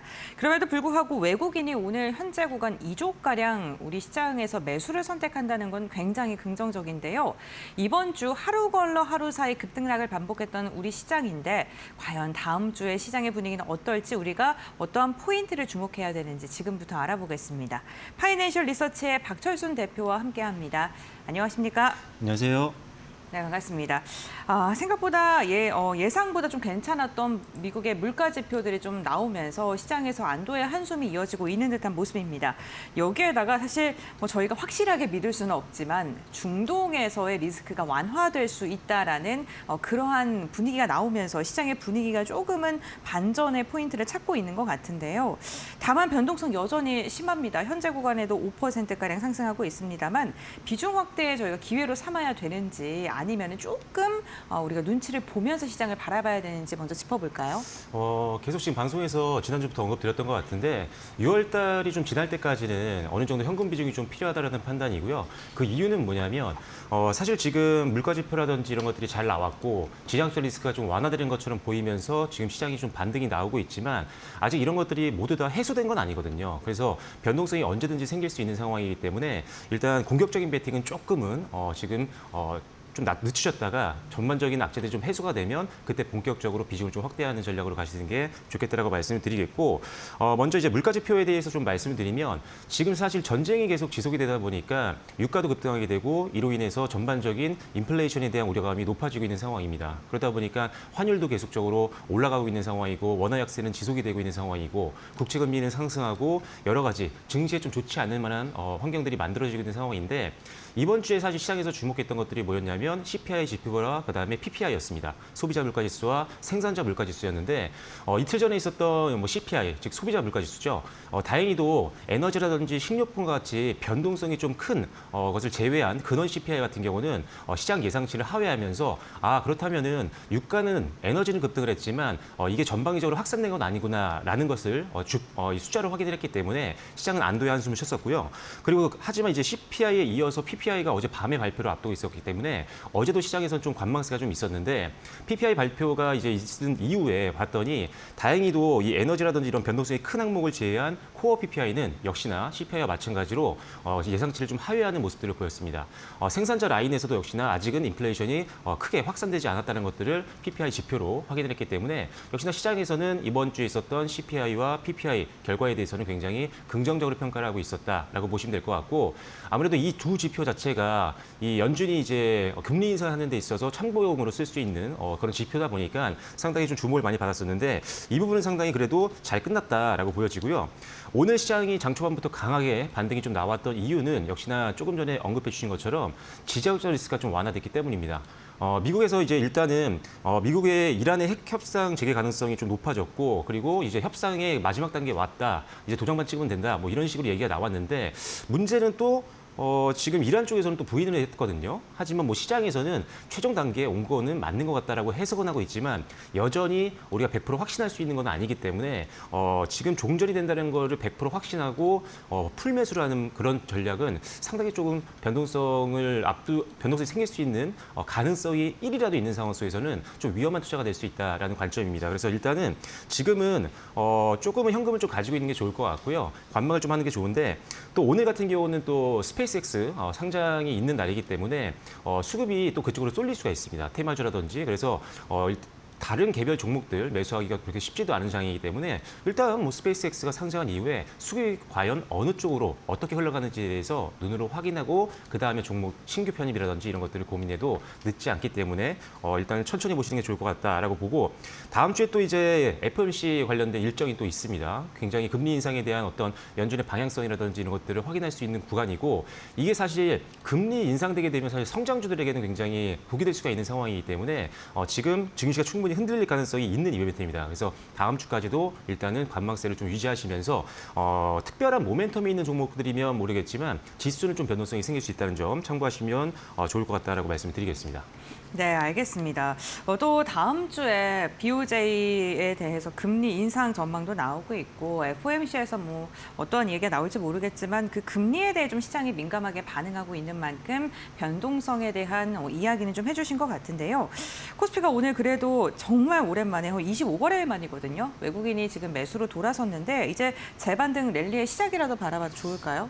사실 시간의 문제인 것 같은데 중장기로 봤을 때는 우상향이 충분히 가능할 걸로 보고 있고요. 다만 단기적으로는 변동성이 좀 많이 나올 수 있을 것 같습니다. 조금 전에 언급드렸다시피 6월 달에 이벤트들이 워낙 또 많다 보니까 여기에 맞춰서 증시는 흔들릴 수 있을 가능성이 있거든요. 그래서 중장기로는 분명히 고점을 뚫을 수 있는 펀더멘탈이 충분한 게 바로 한국 증시다라고 말씀을 드리겠지만 단기적인 변동성은 감안을 해야겠다라고 먼저 말씀드리겠습니다. 일단은 지금 AI 투자가 계속 확대되고 있다는 게 고점을 뚫을 수 있는 가능성을 높여주고 있는 부분인데 아시다시피 지금 뭐 최근에 이제 크로스 프로젝트에 대한 어떤 이슈라든지 아니면 소캠 용량 축소에 대한 이슈라든지 뭐 브로드컴의 가이던스에 대한 실망이라든지 지금 현재 국내 이익을 견인하고 있는 반도체 섹터에 좀 악재 아닌 악재들이 좀 계속적으로 릴레이로 나오다 보니까 반도체가 흔들릴 때마다 국내 증시 같은 경우도 함께 흔들리는 경우가 상당히 많았습니다. 하지만 일단은 구글과 뭐 삼성전자, AH 협력에 대한 기대감도 솔솔 나오고 있는 상황이고요. 그다음에 SK 하이닉스 같은 경우는 ADR을 통해서 미국 증시의 상장에 대한 기대감도 있는 상황이기 때문에 우리나라 지금 가장 핫한 이 반도체 탑2가 지금 추가적인 상승이 계속적으로 나올 수 있는 가능성이 있다라고 한다면 역시나 지금 국내 증시도 함께 추가 상승이 나오면서 고점을 뚫을 수 있는 가능성은 여전히 남아있다라고 보는 게 맞을 것 같습니다. 그리고 기업의 이익이 주가 상승을 조금 받쳐주고 있는 상황인데 과거에 주가가 급등이 나왔을 때는 사실 어떤 유동성이 좀 풍부했던 시장이라거나 여러 가지 매크로적인 이슈 때문에 올라갔던 적이 많았다면 지금 같은 경우는 사실 실적 기반으로 올라가는 거기 때문에 과거의 급등 시기와 비교 자체를 하는 것 자체가 말이 안 됩니다. 지금은 확실하게 이익이 나오는 섹터들이 굉장히 많죠. 조금 전에 언급드렸던 뭐 반도체라든지 AI 인프라 관련된 뭐 전력기기, 하물며 뭐 조선이라든지 원전 같은 경우도 실적에 대한 기대치가 굉장히 높은 그런 섹터들이기 때문에 이들 섹터를 기반으로 해서 전반적인 국내 상장 기업들의 추가 이익 전망치가 계속 상향 조정되고 있다는 게 가장 큰 상승의 동력이 될 수 있다라고 보시면 될 것 같습니다. 실제로 가장 이익을 많이 견인하고 있는 반도체 같은 경우 6월 달 들어와서 이제 6월부터 1일부터 해서 10일까지가 지나면 바로 이제 수출 지표가 나오잖아요. 수출 지표 같은 경우도 1일부터 10일까지 봤을 때 전년 동기에 대비해서 200%, 206%인가요? 그 정도 반도체 수출이 늘어났던 것을 확인했을 정도로 반도체 수출은 피크아웃을 걱정할 때가 전혀 아닙니다. 지표는 계속적으로 잘 나오고 있는 상황이기 때문에 오히려 흔들릴 때마다 매수의 기회로 활용해 보시면 좋겠다라고 말씀을 드리겠고, 그리고 이제 하반기 때 조금 코스피가 더 뚫고 올라갈 수 있다라는 기대감이 있는 것들은 그동안 사실 우리나라 반도체 기업이라든지 그래도 시장에서 많이 알려진, 글로벌 시장에서 알려진 기업들이 크게 오르지 못했던 이유 중에 하나가 외국인들의 접근성이 굉장히 많이 떨어졌기 때문입니다. 그런데 이제는 홍콩을 시작으로 해서 ETF 같은 경우도 많이 생겼고요. 거기에 외국인 통합 계좌가 계속적으로 지금 열릴 예정이기 때문에 외국인 통합 계좌가 열리기 시작하면은 일단 외국인들이 우리나라에 베팅할 수 있는 루트가 넓어지기 때문에 그렇다면 수급적으로도 좀 우호적인 환경들이 만들어질 수 있을 것 같다라는 점이고요. 그리고 앞서 말씀드린 SK 하이닉스, ADR 같은 경우도 TSMC가 사실 물론 위탁 시장에서는 1위이긴 하지만 우리나라도 메모리 시장에서 1, 2위를 갖고 있는 회사잖아요. 그런데 상대적으로 시가총액이 많이 차이가 나죠. 그 이유는 가장 큰 자본이 움직이고 있는 미국 시장에 상장을 못했기 때문입니다. 그런데 이제 SK 하이닉스를 필두로 해서 미국 시장에 자본이 흘러들어올 수 있는 그런 제도가 생긴다라고 한다면, 환경이 만들어진다라고 한다면 조금 더 올라갈 수 있다라는 판단이고, 두 회사가 올라간다면 역시나 코스피는 하반기 때도 고점이죠. 직전 고점이었던 8,900선 정도도 충분히 넘어가면서 9,000선, 만선까지도 도전을 해볼 수 있다라는 판단이기 때문에 실적만 보더라도 충분히 가능성은 있는 상황이다라고 보시면 좋을 것 같습니다. 네, 반도체 기업들에 대해서 매우 긍정적으로 이야기를 해주셨는데 삼성전자와 하이닉스 실적 대비 주가가 지금 많이 올랐음에도 불구하고 저평가다 이런 이야기가 계속 나오면서 그 레버리지 ETF에 투자를 하시는 분들도 많이 계십니다. 그런데 레버리지 ETF가 변동성 시장 속에서는 대응하기가 굉장히 어려운 투자 상품 중에 하나인데요. 지금 그냥 삼성, SK 하이닉스다라니까 사신 분들도 있거든요. 생각보다 좀 당황하신 분들 많으실 것 같은데 지금 리스크가 어느 정도로 예상되고 있습니까? 일단 ETF 레버리지가 사실 좀 일찍 나왔으면 얼마나 좋았을까. 올해 초라든지 이랬으면은 정말 많은 분들이 수익을 많이 낼 수 있었는데 어느 정도 올라오고 나서 이제 고점에 대한 부담이 있을 때 ETF가 출시가 되다 보니까 변동성이 나오면서 리스크가 더 커지고 있는 상황입니다. 흔히 이제 어떻게 보면은 ETF라는 이야기를 좀 들어보면은 특히나 삼성전자 ETF, SK 하이닉스 ETF 이런 단어만 보면은 굉장히 안정적인 상품처럼 보이지만 파생 상품을 이용하는 상품이기 때문에 굉장히 리스크가 좀 큰 고위험 상품이라고 보시면 될 것 같습니다. 일단 지금 삼전릭스를 본다고 하면 삼성전자 같은 경우가 지금 사실 고점 대비했을 때 특히나 이 레버리지 ETF가 이제 상장에 쓰는 시점 그때까지 주가가 지금 올라온 상태거든요, 거의. 그런데 지금 레버리지 ETF를 그 당시에 산 사람들 같은 경우는 아직도 손실 구간이 있는 경우가 많습니다. 지금 차트를 한번 보시면 좋을 것 같은데 코덱스 삼성전자 단일 종목 레버리지 상품 보시면 지금 고점이 사실 이게 3만 원대가 넘어갔거든요. 3만 3천 원이었는데 지금 2만 3천 원입니다. 엄청나게 지금 손실 구간이고 고점 대비 많이 지금 할인이 되어 있는 상황이기 때문에 실질적으로 지금 레버리지 상품은 이렇게 변동성이 큰 장에서 특히나 치고 올라가지 못하는 상황 속에서는 굉장히 위험할 수 있다는 점이고 예를 들어서 두 가지 리스크를 말씀드리면 지렛대 효과인데 물론 상승장에 잘 레버리지 상품을 타게 되면은 보통 이제 삼성전자가 30% 오르게 되면 2배를 추정하는 상품이기 때문에 이론적으로는 60%까지 수익을 낼 수 있지만 반대로 마이너스 30%가 나온다고 한다면 요거는 2배이기 때문에 마이너스 60%까지 갈 수 있죠. 실제로 해외에서도 이런 레버리지 상품들이 단일 종목 상품들이 있었는데 3배짜리가 있었거든요. 근데 당일날 기초자산 한 종목이 39% 빠지면서 상장 폐지가 됐습니다. 왜냐하면 마이너스까지 가버렸으니까요. 그만큼 굉장히 리스크가 있는 상품이고 하나 더 말씀드리면 굉장히 많이 들어보셨을 것 같아요. 음의 복리 효과라고 해서 이게 계속 우상향을 하면은 엄청나게 수익이 많이 늘어나지만 횡보를 하거나 빠질 때는 그 낙폭이 기하급수적으로 늘어나는 구조로 만들어져 있습니다. 예를 들어서 기초자산, 예를 들어 삼성전자가 20% 하락한 뒤에 다시 20% 상승을 하게 되면 마이너스 한 4% 정도 수준이거든요. 그런데 만약에 레버리지 상품을 샀는데 삼성전자가 20% 빠졌다가 20% 올랐다? 그러면은 레버리지 상품 같은 경우는 마이너스 한 15% 정도 됩니다. 이렇게 말하면 크게 차이가 안 나는 것 같이 보일 수도 있어요. 근데 조금 더 말씀드리면 만약에 하루에 15%씩 올랐다 빠졌다를 10번 반복한다고 한다면 이거를 굉장히 좋은 예시를 박근호 전문가님이 말씀해 주셨더라고요. 네. 그래갖고 제가 말씀드리면 이게 네. 10번을 반복하면요. 마이너스 60% 이상 손실이 됩니다. 만약에 1,000만 원을 넣었다고 하면은 300만 원 후반밖에 돈이 안 남거든요. 그만큼 엄청나게 지금 위험한 상품이라는 거를 여러분들이 인지를 하셔야 됩니다. 지금처럼 제가 6월 달에 많은 매크로 지표들이 있고 증시가 흔들릴 수가 있고 아직 지정학적 리스크가 끝나지 않은 상황이기 때문에 증시도 흔들릴 수 있고 삼성전자와 SK하이닉스도 흔들릴 수 있습니다. 그래서 횡보를 하게 된다고 한다면 계속 손실은 커질 수 있는 상품이기 때문에 이 부분을 굉장히 유념하시고 투자 성향과 그리고 이런 괴리에 대해서 좀 이해를 하시고 매수를 신중하게 하시는 게 굉장히 중요하겠다라고 말씀드리겠고 오히려 증시 초심자 같은 분들이라면 그리고 레버리지 ETF를 잘 안 써보신 분들이라면 그냥 삼성전자와 SK하이닉스를 조정 나올 때마다 담아가는 게 훨씬 더 안정적인 투자가 될 수 있다는 점도 기억하시면 좋을 것 같습니다. 네, 알겠습니다. 레버리지 ETF에 대한 위험성을 좀 이야기를 해 주셨는데요. 지금 개인 투자자분들께서 레버리지 ETF를 적극적으로 매수하고 있는 만큼 이 부분을 좀 참고하시고 염두에 두시고 투자를 하셔야 될 것 같습니다. 이제 현재 시각으로 12일이죠. 스페이스 X가 상장을 하게 되는데 증시에 작은 블랙홀이 되지 않을까라는 우려도 나오고 있고 오늘 국내에서 스페이스 X와 관련된 투자사들 그리고 협력사들이 강한 시세를 분출하고 있습니다. 관련 들 어떻게 좀 대응하면 좋을까요? 일단은 스페이스X의 IPO는 지금 사상 최대 관심사잖아요. 일단 역대급 아람코 이후에 아람코가 가장 어떻게 보면 IPO 때 가장 크게 어떻게 보면 관심을 받았던 종목이었는데 이걸 뛰어넘을 수밖에 없는 그런 상황이라고 보시면 될 것 같습니다. 그래서 관련주들이라든지 투자한 기업들에 대한 관심도가 높아지고 있는데 스페이스X의 IPO 관련된 이슈가 나올 때마다 관련주들의 급등락이 좀 반복이 됐었고 결국 급등 이후에 특히나 실질적인 거래 관계가 없다라거나 아니면 뭐 투자를 했던 사가 아니라거나 그래서 투자를 해서 뭐 이익을 남길 수 있는 뭐 이런 직접적인 연결고리가 없는 기업들 같은 경우는 단기간 내에 굉장히 크게 조정을 받는 경우가 많았기 때문에 고점에 매수하신 분들 같은 경우는 단기에 큰 손실로 가는 경우가 상당히 많았습니다. 그래서 일단은 단순합니다. 스페이스X 관련해서 실질적인 공급 계약이라든지 공급망에 속해 있는 기업들 또는 직접적인 투자를 한 기업들 위주로 베팅하시면 좋겠다라고 말씀을 드리겠고 그리고 지금 사실 관심주로 말씀드리고 싶은 게 몇 종목이 있는데 지금 가장 먼저 말씀드릴 게 좀 특이하긴 합니다. 하나비전입니다.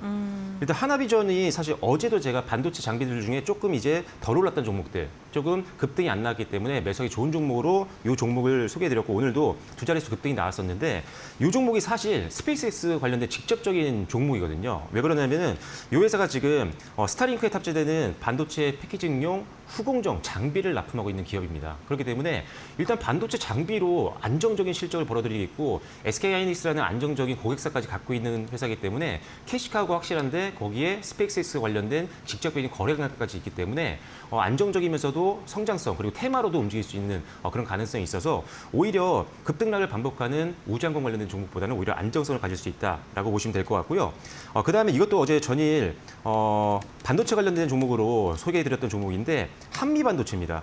한미반도체가 갑자기 왜 우주항공, 특히나 스페이스X 관련된 종목이냐라고 의아해하시는 분들이 있을 수 있는데 오늘 뉴스 한번 확인해 보시면요. 한미반도체가 전략적으로 한 500억 원 정도 투자를 하겠다라고 사측에서 발표를 했습니다. 그만큼 한미반도체가 사실 투자를 했을 때 수익을 냈던 경험이 꽤 많았거든요. 오늘 아마 가장 지금 시장에서 핫한 종목이 HPSP입니다. 장비주 중에. 상한가까지 올라갔는데 이 종목 같은 경우도 지금 한미반도체 투자를 해서 엄청난 평가액을 남겼던 전례가 있었거든요. 그만큼 상당히 투자 쪽에서도 상당히 잘하고 있는 기업이기 때문에 한미반도체, 장비, 반도체 TC본도 쪽에서 전 세계 시장 점유율 1위임에도 불구하고 거기에다가 스페이스X, 테마까지 엮인다라고 한다면 추가적인 상승에 좀 힘이 더 실릴 수 있다는 가능성이 있기 때문에 저는 일단은 관심주로는 하나비전과 한미반도체 말씀드리겠고요. 그 이외에 공급 계약 기대감이 있는 기업들, 직접적인 관계가 있는 캔코어 에어로스페이스, HVM, 그다음에 스피어라든지 세아베스틀지주 이 정도 기업들은 계속적으로 눌림목이 나올 때마다 충분히 공략해 볼 수 있는 종목들이니까요. 실질적인 거래 관계가 있는 기업들, 직접 투자를 한 기업들 위주로 대응해 보시면 좋을 것 같습니다. 알겠습니다. 스페이스X 관련된 투자사들 좀 정리를 해주셨고요. 간단하게 마지막 질문 드리겠습니다. 중동의 지정학적 리스크 완화로 인해서 건설주들에 대한 기대감도 커지고 있는데 어떤 종목 가장 눈여겨보고 계실까요? 네, 일단은 건설주 같은 경우는 이제 종전이 되게 되면 네. 당연히 재건에 대한 수요가 늘 수밖에 없기 때문에 수혜를 볼 수 있는데 그렇다고 해서 건설주가 다 올라가는 건 아닙니다. 그 시장에 진출할 수 있느냐가 가장 중요한 거고 수주를 따낼 수 있느냐가 가장 중요하기 때문에 이 부분의 가능성이 높은 기업들을 선별적으로 투자하는 게 상당히 중요하다고 보시면 될 것 같고요. 개인적으로는 지금 종전 수혜주로 볼 수 있는 것들은 DLENC라고 보고 있습니다. 가장 큰 수혜가 예상이 되고 있고 예전에 건설주 말씀드릴 때 급등이 항상 나올 때 재건 수혜주로 가장 주목해 볼 만한 종목이 DLENC라고 소개해드린 적이 있었는데 이 회사 같은 경우는 과거에 이란과 관계들이 굉장히 많습니다. 실제적으로 건설을 했던 경험이 가장 많았던 종목이었기 때문에 그리고 그 당시 건설을 통해서 현지 네트워크가 이미 마련이 되어 있는 상황이기 때문에 종전이 되고 이제 실질적으로 재건이 들어가게 된다고 한다면 DLENC 쪽으로 수주가 들어올 확률이 가장 높다라고 개인적으로만 생각하는 게 아니라 업계에서도 생각을 하고 있는 겁니다. 그래서 DLENC를 재건주 중에 가장 큰 수혜주로 보시면 좋을 것 같고요. 그리고 이 DLENC 같은 경우는 또 원전 쪽, SMR 쪽 같은 면에서 가장 선도 기업이죠. 엑스에너지와 실질적인 계약까지 맺은 회사이기 때문에 원전주로도 움직일 수 있는 기업이라는 점 참고해 보시면 좋을 것 같습니다. 충분히 반등 가능성이 있고 매물 저항대 고려하면 한 95,000원 선까지는 룸이 좀 열려 있으니까요. 천천히 분할 매수 관점에서 한번 담아보는 전략도 가져가 보시면 좋을 것 같습니다. 네, 알겠습니다. 오늘 박철순 대표와 함께 중동의 시정학적 리스크 완화로 인해서 강세를 보이고 있는 우리 증시 어떠한 종목들과 섹터를 봐야 되는지 이야기 나눠봤습니다. 투자 전략 세우시는 데 참고하시면 좋겠고요. 오늘 말씀 여기까지 듣겠습니다. 고맙습니다.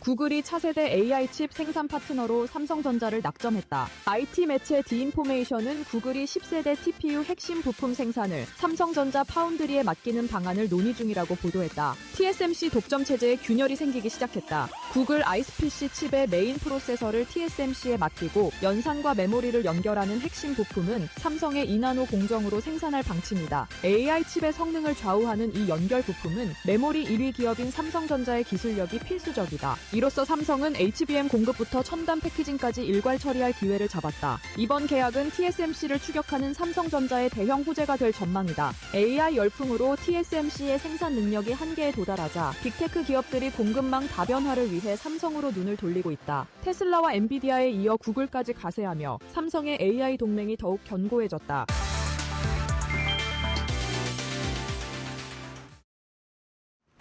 네, 금요일 장 마감 동시효과 구간에 들어와 있습니다. 라스트 찬스 함께 하실 시간이고요. 오늘은 독립리서치 P&J 손창현 팀장 모셨습니다. 어서 오세요. 네, 안녕하십니까. 네, 오늘 금요일 또 코스피 코스닥이 동반 강세 보여주고 있고 외국인이 25거래일 만인가요? 코스피 시장으로 돌아오기도 했습니다. 오늘 시장은 어떻게 분석해 보셨을까요? 어떻게 보면 이제 호재로 이제 뒤덮여진 시장의 흐름이 아닌가라고 봐야 될 것 같습니다. 지난주까지만 해도 악재가 쌓이면서 네. 시장이 좀 불안한 부분들이 없지 않아 있는데 이번 주 들어서 특히 이제 어제 오늘 들어서 호재가 한꺼번에 좀 터진 것 같아요. 호재는 뭐 다양한 호재들이 있지만 한 3가지로 정리를 해봤습니다. 첫 번째 호재는 이란 전쟁 종결 가능성이 점점 높아지고 있다. 엊그저께도 얘기를 해드렸지만 유가가 많이 계속적으로 올라가고 있다는 거는 계속 부담이 될 수밖에 없습니다. 그래서 미국에서 CPI, PPI 발표를 했는데 예상치를 상회를 했고요. 그러면 이제 예상치가 계속 상회가 되고 있어서 금리를 낮춰야 되는 명분이 전쟁의 종전에 대한 가능성이 커지는 게 아닌가라고 보고 있어서 그러면 전쟁을 이번 주말을 통해서 종전을 한다라고 하면 유가도 하락을 하고 채권 금리도 약세로 좀 전환되고 그런 가능성들이 좀 커질 가능성이 높아서 전반적으로 우리 시장도 좀 긍정적인 효과를 누릴 수 있다라고 좀 말씀드릴 수 있을 것 같고요. 그리고 이제 뭐 다음 주에 이제 FOMC도 있기 때문에 어떠한 제스처를 만들어 놔야지 금리 인하를 할 수 있는 조건을 만들 수 있을 거라고 보고 있습니다. 그게 종전에 대한 시발점이 되지 않을까 그렇게 보고 있고요. 네. 그리고 이제 트럼프 대통령이 11월에 또 중간 선거가 있잖아요. 지금 지지율이 계속적으로 떨어지고 있어서 만약에 6월이 벗어난 시점에서 전쟁을 끌고 간다라고 하면 지지율이 더 낮아질 가능성이 높아서 11월 중간 선거의 영향도 엄청나게 좀 영향을 받을 가능성이 높다. 뭐 이런 점을 감안해 보면 전쟁을 좀 종결을 시켜야 될 가능성이 높지 않겠느냐라고 하는 부분에서 첫 번째 요인을 좀 찾아봤고요. 두 번째는 이제 그동안에 원달러가 계속적으로 높아지고 있었잖아요. 1,560원까지 상승을 했는데 이제 1,520원까지 하락을 했습니다. 그러면서 외국인들이 오늘 이제 본격적으로 매수를 했고요. 오늘 외국인 유가증권 시장에서 2조 9천억을 매수를 했는데 2조 6천억을 매수를 했는데 4월 10일 날 이후로 2조 넘게 매수를 한 건 처음이다. 그러니까 2달 넘게 매도만 계속적으로 진행을 했고 네. 매수를 한다라고 해도 그렇게 크게 매수를 하진 않았거든요. 하지만 오늘 2조 6천억 매수를 했다라는 것 자체는 의미가 있다라고 봐야 될 것 같고요. 특히나 이제 선물 쪽에서 1조 5천억 같이 동반 매수를 했다라는 것도 의미가 있다라고 말씀을 드려야 될 것 같습니다. 그래서 정부의 적극적인 개입으로 인해서 환율을 좀 떨어뜨리겠다라는 얘기도 했고 그리고 한국은행에서 하반기에 금리 인상을 한다라고 하고 있잖아요. 그러면 이 환율은 어느 정도 하락에 대한 빌미로 떨어질 가능성이 높다라고 보고 있어서 좀 안정적인 흐름으로 좀 전개될 가능성이 높을 것 같다라고 봐야 될 것 같고 마지막으로 이제 세 번째는 그동안에 이제 낙폭 과대했었던 종목들이 어느 정도 반등을 하면서 키를 맞추고 있다. 지난주만 해도 이제 젠슨왕이 방한을 하면서 젠슨왕 관련된 방안의 효과를 누릴 수 있는 종목들이 엄청나게 많이 올라갔습니다. 네. 하지만 그 종목들이 방한 이후에 단기적으로 시장이 불안해지면서 폭락이 나왔죠. 그래서 로봇 관련주들이 고점 대비해 봤을 때 한 40에서 50% 하락을 했고요.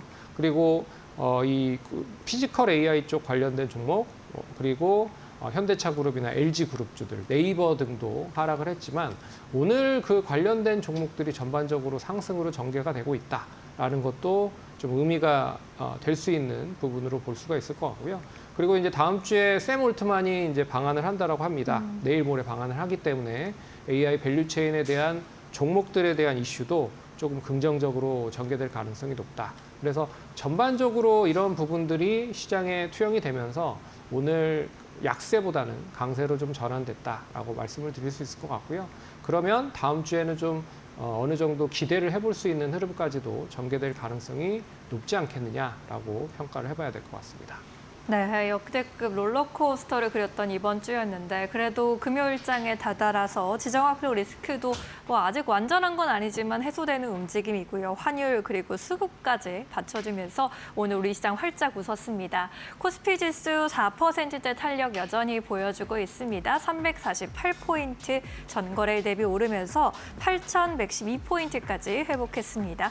코스닥의 경우에도 오늘 2.9%, 3% 가까운 탄력으로 마무리 지으려고 하고 있고요. 1026.27포인트 지나갑니다. 코스피 200도 4%대 급등세 포착되고 있습니다. 유가증권 시장에서 외국인의 수급이 모처럼 돌아왔습니다. 2조 원대 순매수 집계되고 있고요. 기관도 동반 순매수 2조 8천억 원대 매수 우위 기록했습니다. 개인 나홀로 팔자세로 4조 7천억 원대 물량을 출회했습니다. 코스닥 쪽에서는 기관의 순매수가 주요했고요. 오늘 매수 주차로 나서면서 5천억 원대 순매수세 지수를 끌어올려줬습니다. 외국인과 개인은 각각 2천억 원대, 3천억 원대 매도 우위 그렸습니다. 삼성전자, 하이닉스 각각 8%대, 1%대 강세로 마감 기다리고 있고요. SK 스퀘어의 탄력이 오늘 또 돋보였습니다. 12%대 급등세 138만 원까지 올라와 있습니다. 삼성전자 우선주도 7%대 강세 마감이고요. 삼성전기 오늘 쉬어가면서 4% 약세 마감 기다립니다. 국내 증시 문을 닫습니다.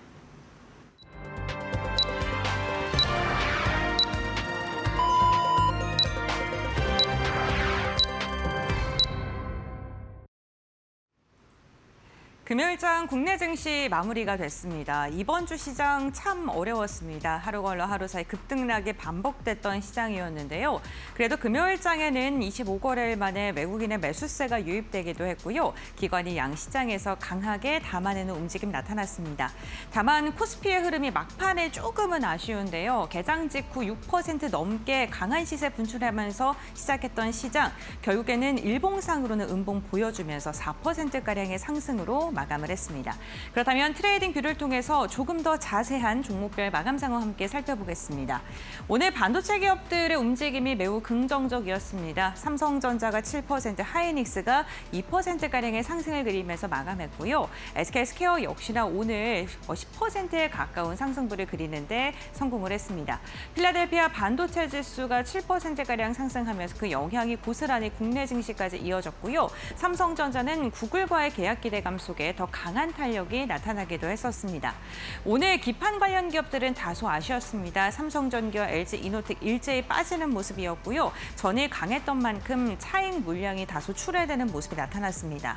2차전지 기업들의 분위기는 좋았습니다. 삼성 SDI가 무려 8%가량의 강한 시세를 분출하는 데 성공했는데요. 삼성 SDI는 ESS 그리고 여기에다가 데이터 센터향 배터리 관련 기대감이 나오면서 매수세가 유입됐고요. LG 에너지 솔루션 같은 경우에 중국 기업과의 소송 관련된 리스크가 다소 완화됐다는 분석 속에 4%가량의 상승력이 나타났습니다. 이제 오늘 밤 현지 시각으로 미국에서 12일 날 스페이스 X가 상장을 진행하게 되는데요. 오늘 스페이스 X 투자 관련된 기업들이 강한 매수세로 인해서 고개를 드러내는 모습이었습니다. 대표적으로 한화시스템이 오늘 8%가량의 강한 시세 분출하는 데 성공을 했습니다. 금융사들도 전반적으로 분위기가 좋았는데요. KB금융지주는 오늘 실적에 대한 기대감 속에 6%가량의 상승력을 그리는 데 성공했고요. 보험사들 가운데 손해보험은 손해율이 감소할 수 있다라는 긍정적인 전망 속에 오늘 전반적으로 분위기가 괜찮았습니다.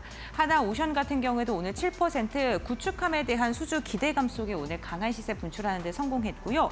네이버와 카카오가 5에서 10%가량의 강한 상승을 보였네요. 샘 올트먼의 방한 기대감이 오늘 인터넷 대표주로 쏠리는 하루였기도 합니다. 재건에 대한 기대감 속에 중동 리스크 완화의 기대감이 더해지면서 오늘 건설업종이 전반적으로 기지개를 켜는 데 성공을 했습니다. 다음으로는 코스닥 함께 확인해 보시죠. 네, 오늘 코스닥은요, 제약바이오주들이 전반적으로 파랗게 질린 채 마무리가 됐고요. 반도체 소부장과 그리고 로봇 관련 기업들의 급등세가 눈에 띄었던 하루였습니다. 펩트론 그리고 리가켄바이오, D&D 파마텍과 같이 오늘 전반적으로 바이오 관련된 기업들은 투자 심리가 위축되는 모습이었는데요. 반면 반도체 소부장, 원익, IPS, HSP 오늘 상한가에 안착하면서 마감하는 데 성공했습니다. 전공정단의 분위기가 매우 좋은 모습이 지금 3거래일째 이어지고 있고요. 여기에다가 ISC 그리고 PSK 홀딩스, 테스까지도 오늘 강한 시세 분출했고요. 우리 기술이 상한가에 안착하면서 마감하는 데 성공했습니다. 오늘 원전 관련된 모멘텀도 우리 기술로 좀 쏟아졌다는 점 참고해 보시면 좋겠습니다. 여기에다가 셀 3사뿐만 아니라 2차 전지 소재단의 분위기도 괜찮았는데요. 에코프로가 6%, 에코프로 BM이 3%가량 상승했고요. 레인보우 로보틱스, 로보티즈도 오늘 3에서 15% 강한 시세 분출하는 데 성공했는데요. 지금 글로벌 시장에서 우리나라를 로봇의 대표적인 나라로 지금 선정을 하면서 투자 심리가 매우 긍정적인 방향성을 보여주고 있습니다. 어제 강했던 엔터주들은 지수 대비 다소 아쉬운 움직임이 나타나기도 했습니다. 이렇게 종목별 마감 상황 함께 확인을 해봤고요. 그렇다면 오늘 지수가 어떻게 마감됐는지 살펴보겠습니다. 신민영 앵커 전해주시죠. 네, 금요일 지수 마감 상황 짚어보겠습니다. 코스피 지수는 오늘 4%대 급등세로 마감 짓습니다. 359포인트 전일 대비 끌어올렸고요. 8,123.62에 마감했습니다.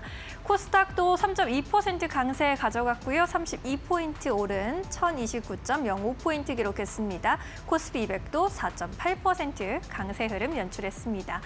오늘 급등 출발하면서 6%대 급등세까지 장 초반에 보였던 코스피 지수인데요. 장중 고점 8,434포인트까지 높였습니다. 다만 오후장 들어서 다소 탄력을 내주면서 8,079포인트까지 저점 기록하기도 했습니다. 코스닥의 경우에도 오늘 상승 출발했고요. 장중 내내 고점을 높여가는 흐름이었습니다. 1,049포인트까지 장중 고점 찍었고요. 오늘 코스닥은 장중 저점 부근에서 마감하는 흐름이었습니다. 이런 가운데 오늘 외국인이 코스피 시장으로 25거래일 만에 복귀하면서 2조 1,000억 원대 순매수세를 보여줬고요. 기관이 2조 4천억 원대 순매수로 동참했습니다. 개인은 4조 3천억 원대 물량을 출회하는 분위기였습니다. 코스닥 쪽에서는 기관의 순매수세 6천억 원대 순매수로 집계되고 있고요. 외국인이 3천억 원대, 개인도 3천억 원대 매도 우위 기록했습니다. 이러한 가운데 오늘 외국인 순매수 상위 종목들은 어떤 종목 올라왔는지 체크해 보도록 하겠습니다. SK하이닉스와 삼성전자 나란히 자리했고요. 네이버가 모처럼 또 순매수 상위 종목에 이름 올렸습니다. 삼성전기까지 자리했고요. 신세계의 경우에는 오늘 주가는 전반적으로 약세를 보였습니다. 신세계 노동조합에서 성과급 확대를 요구하고 있다는 소식에 조정은 받았지만 외국인 리스트에 함께 올라왔습니다. 코스닥 쪽에서는 반도체 소부장단 고영과 유진테크, HPSP까지 자리했고요. 오늘 로봇주 분위기 좋았습니다. 로보티즈와 레인보우 로보틱스가 외국인의 순매수세 가져간 가운데 로보티즈의 경우는 우즈베키스탄의 공장 증설로 폭발적인 실적 성장이 가능하다라는 분석이 제기되기도 했습니다. 오늘 네이버 주가 마감 상황 체크해보고 가시죠. 네이버가 플랫폼 치즈직에서 오늘 오전에 있었던 체코와의 대한민국 월드컵 경기에서 최다 동시 접촉자 수를 달성한 것으로 알려졌습니다. 오늘 이용자 수가 482만 명을 기록하면서 역대 최대 규모를 다시 쓴 건데요. 이렇게 트래픽이 급증했지만 그래도 안정적인 스트리밍 환경을 제공했다는 평가도 받아갔습니다. 26만 3천 원까지 장중 고점 터치하기도 했고요. 10%대 급등세로 마감 짓습니다. 24만 7천 원의 종가 체결했습니다. 이어서 오늘 기관의 선택을 받은 종목들 살펴보겠습니다. SK하이닉스, SK스퀘어, 삼성전자, 한미반도체까지 반도체 종목들 자리했고요. HD현대일렉트릭까지 올라왔습니다. HD현대일렉트릭과 같은 전력기기주들의 경우에는 그간 밸류에이션 조정이 좀 많이 나타나긴 했지만 2분기 실적을 기반으로 분위기 반전이 가능할 것이라는 분석도 제기되고 있습니다. 코스닥 쪽의 종목들은 모두 반도체 소부장단 종목들, 원익 IPS와 리노공업, ISC와 PSK 솔브레인까지 리스트에 자리했고요. PSK 경우는 이번 주 내내 기관이 순매수하면서 주가를 부양해주는 모습이었습니다. 오늘 마지막으로 한미반도체 시세 체크해보고 가도록 하겠습니다. 한미반도체의 경우에는 미국의 우주기업 스페이스X에 500억의 투자를 단행한다고 전했는데요. 다음 주 16일에 주식을 취득할 것으로 보입니다. 일론 머스크의 반도체 생산 라인인 테라펩 건설에 선제적인 전략적인 투자라는 분석 나왔고요. 장중에 37만 2,500원까지 고점 터치했습니다. 24% 급등한 36만 1,000원의 종가 체결했습니다. 네, 이렇게 오늘도 수급이 집중된 종목들 살펴보셨고요. 오늘 시장 정리하면서 기억해야 할 포인트들 고은별 앵커와 함께 만나보시죠. 파이널 포인트 3가지 알아보도록 하겠습니다. 먼저 첫 번째 포인트부터 확인해 보시죠. 중동 리스크 완화로 인해서 오늘 국내 증시 양대 지수 일제히 강한 시세를 분출하는 데 성공했습니다. 트럼프 미국 대통령이 종전 합의가 마무리 단계에 들어섰다면서 주말 사이 유럽에서 서명을 할 수 있다라는 이야기가 나왔습니다. 이란 측에서는 합의안이 마무리가 되지 않았다라고 선을 그었지만 종전에 대한 기대감은 오늘 강하게 시장의 매수세로 이어졌는데요. 간밤에 국제 유가도 하락하는 모습이 나왔었죠. WTI는 87달러 선에서 마무리가 되면서 전일 대비 2%가량 하락하는 모습도 나타났습니다. 그러면서 미국에서도 기술주들이 강세를 보였고요. 오늘 국내 증시에서는 GS건설, 삼성물산과 같이 재건 관련된 기업들, 대한항공과 진해와 같이 항공 관련된 기업들이 강한 시세를 분출하기도 했습니다. 두 번째 포인트 알아보겠습니다. 오늘 반도체 대형주 그리고 중소형 개별주들이 강한 시세를 분출했습니다. 특히나 소부장단에서의 움직임이 매우 긍정적이었는데요. 필라델피아 반도체 지수가 8%에 가까운 급등세를 보인 가운데 구글의 10세대 TPU 핵심 부품에 대해서 삼성과 생산을 논의한다라는 소식이 전해지면서 오늘 삼성전자를 향해서 강한 매수세가 이어지기도 했습니다. 여기에다가 S&P는 AI 인프라 투자가 지속적으로 확대된다면서 2028년까지 메모리 호황이 지속될 것이다라는 긍정적인 전망을 내놓았는데요. 최근에 국내 삼성과 SK하이닉스의 공장 증설 이야기가 나오면서 전공전단의 움직임이 매우 좋죠. 오늘은 원익 IPS 그리고 HPSP가 상한가에 안착하면서 마감하는 장이기도 했습니다.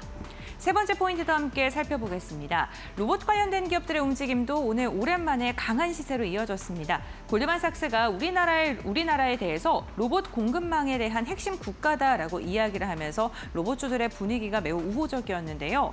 여기에다가 LG전자는 국내에서 처음으로 데이터 팩토리를 구축하겠다라고 이야기를 하면서 이제는 로봇 관련된 산업이 데이터 수집에 대한 지금 집중으로 이어지고 있다라는 게 확인되기도 했었습니다. HL만도 같은 경우에는 액추에이터의 핵심 공급 업체로 좀 기대감이 커지면서 오늘 시장에서 상한가에 안착하는 모습까지도 확인이 됐는데요. 시장의 로봇과 반도체, 결국에는 AI 순환매 중심의 장세가 펼쳐지고 있는 만큼 다음 주 우리 시장에 대한 기대감도 커질 듯합니다. 그렇다면 다음 주 전략 우리가 어떻게 세워야 될까요? 지금 바로 알아보시죠. 네, 6월 둘째 주 정규장 거래 종료됐습니다. 이번 주도 정말 고생 많으셨습니다. 또 변동성을 많이 보였던 한 주였고 다음 주면 이제 6월 중순에 접어들게 되는데요. 어떠한 시장 기대해 볼 수 있을지 팀장님과 함께 이야기 나눠보겠습니다. 다음 주는 또 이벤트 많이 있는 것 같아요. 어떤 전략, 어떤 포인트 잡아가고 계십니까? 미증시가 이제 지난주 밤에 상승을 했기 때문에 오늘까지 상승이 이어지는지를 한번 눈여겨보셔야 될 것 같다. 네. 그래서 나스닥이 한 4일 동안 급락을 했고 어제 2.8% 정도 상승을 했어요. 그리고 다우지수도 한 1.8% 정도 상승을 했고요. 그래서 그 상승이 오늘 저녁에도 여전히 이어지는지를 한번 눈여겨봐야 될 것 같다. 그래서 우리 시장이 반등을 했기 때문에 미증시도 양호하게 상승으로 좀 전개될 가능성이 높지 않겠느냐라고 봐야 될 것 같고요. 두 번째는 이제 스페이스X 관련돼서 상장이 본격화됩니다. 그래서 수급 쏠림이 어느 정도 완화가 될 수 있다라고 좀 보고 있어요. 글로벌적으로 스페이스X에 투자를 하려고 하는 자금 자체가 엄청나게 많이 미국 쪽으로 쏠려 있어서 우리나라 외국인 투자자들도 스페이스X에 청약을 하기 위해서 상당히 많은 자금 자체를 우리나라에서 빼서 스페이스X에 청약을 하는데 사용을 했기 때문에 오늘 저녁에 아마 상장을 합니다. 그러면 이 상장 관련된 이슈가 어느 정도 이어지면서 이 관련된 대기 자금 같은 것도 어느 정도 이제는 좀 풀려질 가능성이 높아서 수급 쏠림이 완화가 된다라고 봤을 때는 우리나라 기업들의, 그러니까 우리 시장에서도 좀 긍정적인 수급에 대한 모습으로 좀 전개될 가능성이 높지 않겠느냐라고 봐야 될 것 같고요. 네. 마지막으로 이제 AI 밸류 체인에 대한 주도주가 다시 귀환을 했다라고 봐야 될 것 같습니다. 오늘 가장 많이 상승을 했었던 종목 중에 하나인 삼성전자가 드디어 이제 구글의 TPU 칩까지 수주를 받을 수 있다라는 기대감이 동반됐다라는 거는 의미가 있다고 봐야 될 것 같습니다.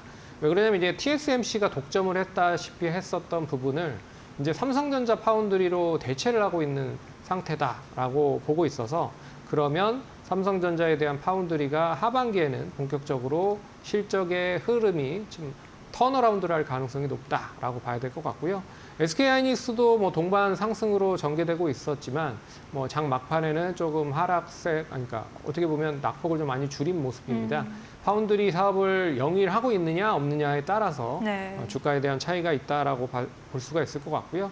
특히나 이제 그 반도체 소부장단에 있는 종목들도 오늘 좀 강하게 움직였었다라고 하는 것도 좀 의미를 좀 둬야 될 것 같습니다. 어떻게 보면 이제 투자 IB 바클레이즈가 해외 쪽 관련된 전공정 쪽뿐만 아니라 국내 쪽의 전공정에서도 새로운 투자가 29년까지 늘어날 가능성이 높다라고 얘기를 했기 때문에 어제 미국에서도 이제 반도체 장비 관련된 종목들 KLA나 어플라이드 머티리얼즈 그리고 랩리서치 같은 종목들이 신고가를 갱신했고요. 네. 오늘도 우리나라 이제 전공정 장비 쪽에 대한 종목들이 상당히 좀 좋았다. 그래서 원익 IPS, 유진테크, 주성 엔지니어링, 테스 같은 종목들이 강세를 보였고요. 그런 점에서 반도체 소부장단 종목들이 전반적으로 좀 강세로 전환됐기 때문에 다음 주에도 좀 긍정적인 흐름이 전개된다고 하면 시장 자체는 좀 한 단계 더 업그레이드가 될 가능성도 높다라고 정리를 해봐야 될 것 같습니다. 네, 일단은 그동안 좀 꽉 막혀 있었던 어떠한 그런 중동 이슈라든가 이런 것들이 해소가 되면서 시장의 길이 좀 보이는 것 같습니다. 다음 주에 또 포인트들 많이 있고 AI 밸류체인 종목들이 또 주도주로 올라오고 있는 이 분위기를 잘 찾아보셔야 할 것 같습니다. 자, 그렇다면 다음 주 시장에서 주목해 볼 만한 종목 이야기를 해보도록 할게요. 오늘은 어떤 종목을 함께 좀 공부해 보는 게 좋겠습니까? 네, 오늘은 이제 월드컵도 됐고 월드컵 특수 관련된 종목을 하나 가져왔습니다. 이노션이라고 하는 회사입니다. 동사는 이제 현대차 그룹의 마케팅을 주로 전담을 하고 있는 업체라고 보시면 될 것 같아요. 네. 현대차가 월드컵 19년째 메인 스폰서로 진행을 하고 있어서 월드컵 특수에 대한 뭐 광고 마케팅의 효과는 계속적으로 이어질 가능성이 높다. 그리고 또 오늘 뭐 체코 2대1로 이겼죠. 그래서 네. 다음 주, 다다음 주에 열리는 예선전에 대한 자금 집행이 조금 더 많이 늘어날 가능성이 높다라고 보면 단기적인 이슈가 충분히 될 수 있을 것이다라고 봐야 될 것 같고요. 특히나 동사는 이제 고객 경험 사업을 본격적으로 하고 있는 상태입니다. 이게 뭐냐면 기존의 마케팅 말고 이제 경험을 통해서 사업을 한다라고 생각을 하시면 될 것 같아요. 그래서 뭐 코엑스나 킨텍스 체험하는 그런 부분에서 마케팅을 하는 그런 부분이다라고 보시면 될 것 같습니다. 그래서 공간기획이라든지 운영을 동사가 직접적으로 관여를 해서 마케팅 쪽으로 끌어내는 그런 사업이기 때문에 안정적인 흐름이 전개되고 있다. 그래서 인도의 크리켓과 월드컵에 대한 특수가 이어진다라고 하면 동반적으로 관심 있게 봐야 될 것 같다라고 봐야 될 것 같고요. 안정적인 실적이 뒷받침이 되는 게 가장 큰 장점이라고 볼 수가 있을 것 같습니다. PBR 1배 이하고요. 그리고 PER 자체도 10배 이하라고 좀 보고 있어서 어떻게 보면 대기업이 관여하고 있는 마케팅 관련된 기업임에도 불구하고 실적 대비해 봤을 때 가격적인 매력이 상당히 우수하다라는 점은 관심 있게 봐야 될 것 같다. 오늘 21,000원으로 마감이 돼서 21,000원 정도 시점에서는 분할적으로 충분히 접근 가능하다라고 말씀드릴 수 있을 것 같고요. 1차적인 목표가는 5월 15일의 고점인 22,650원을 한 단계 좀 뛰어넘은 24,000원으로 제시를 해드리도록 하겠고 손절가는 19,100원 제시해 보도록 하겠습니다. 네, 이노션 오랜만에 광고 관련주를 좀 가져와 주셨는데 오늘 또 축구가 예상외로 잘 풀리기도 했고요. 앞으로 또 월드컵이 이어지고 역대 최다로 긴 월드컵이기 때문에 이에 따른 수혜가 기대되고 있는 종목 함께 찾아봤습니다. 앞으로 또 실적도 대비 저평가로 나타나고 있기 때문에 눈여겨보시면 좋을 것 같고요. 목표가 24,000원, 손절가 19,100원으로 제시해 주셨습니다. 투자 판단에 참고해 보시기 바랍니다. 자, 이제 다음 주 시장 한마디 여쭤보도록 하겠습니다. 이제 굉장한 변동성 지나갔고 다음 주에는 이러한 변동성이 없었으면 좋겠는데 어떤 메시지 주시겠어요? 뭐 오늘 뭐 뭐든 되는 날인 것 같아요. 네. 축구도 이기고 뭐 외국인도 매수하고 시장도 올라가고 그래서 네. 오늘만 같아라라는 이야기를 좀 해보도록 하겠습니다. 그래서 시장이 뭐 어렵고 변동성 큰 대신에 네. 지금 시점에서 무조건 뭐 단기적으로 매매하는 것보다는 좀 끌고 가는 전략으로 계속 수익을 극대화하는 게 그나마 이 어려운 힘든 장, 변동성이 큰 장에서 버틸 수 있는 게 아닌가라고 생각을 해보셔야 될 것 같아서 네. 이런 오늘만 같아라라고 하는 부분으로 이야기를 좀 전달해 보도록 하겠습니다. 네, 오늘만 같아라라고 이야기해 주셨는데 파도가 칠 때 너무 뭘 하려고 하기보다는 좀 기다리는 것도 전략이 될 수 있을 것 같습니다.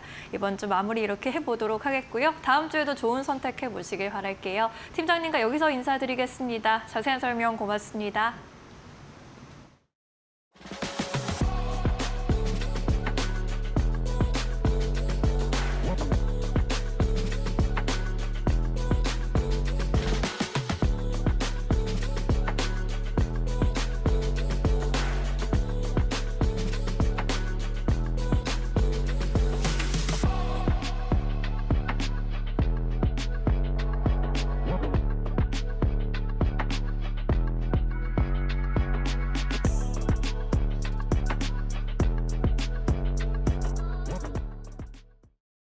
오늘 저희가 준비한 소식은 여기까지입니다.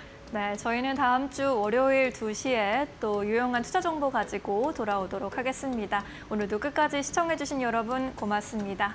마감은 언제나 파이널 샷.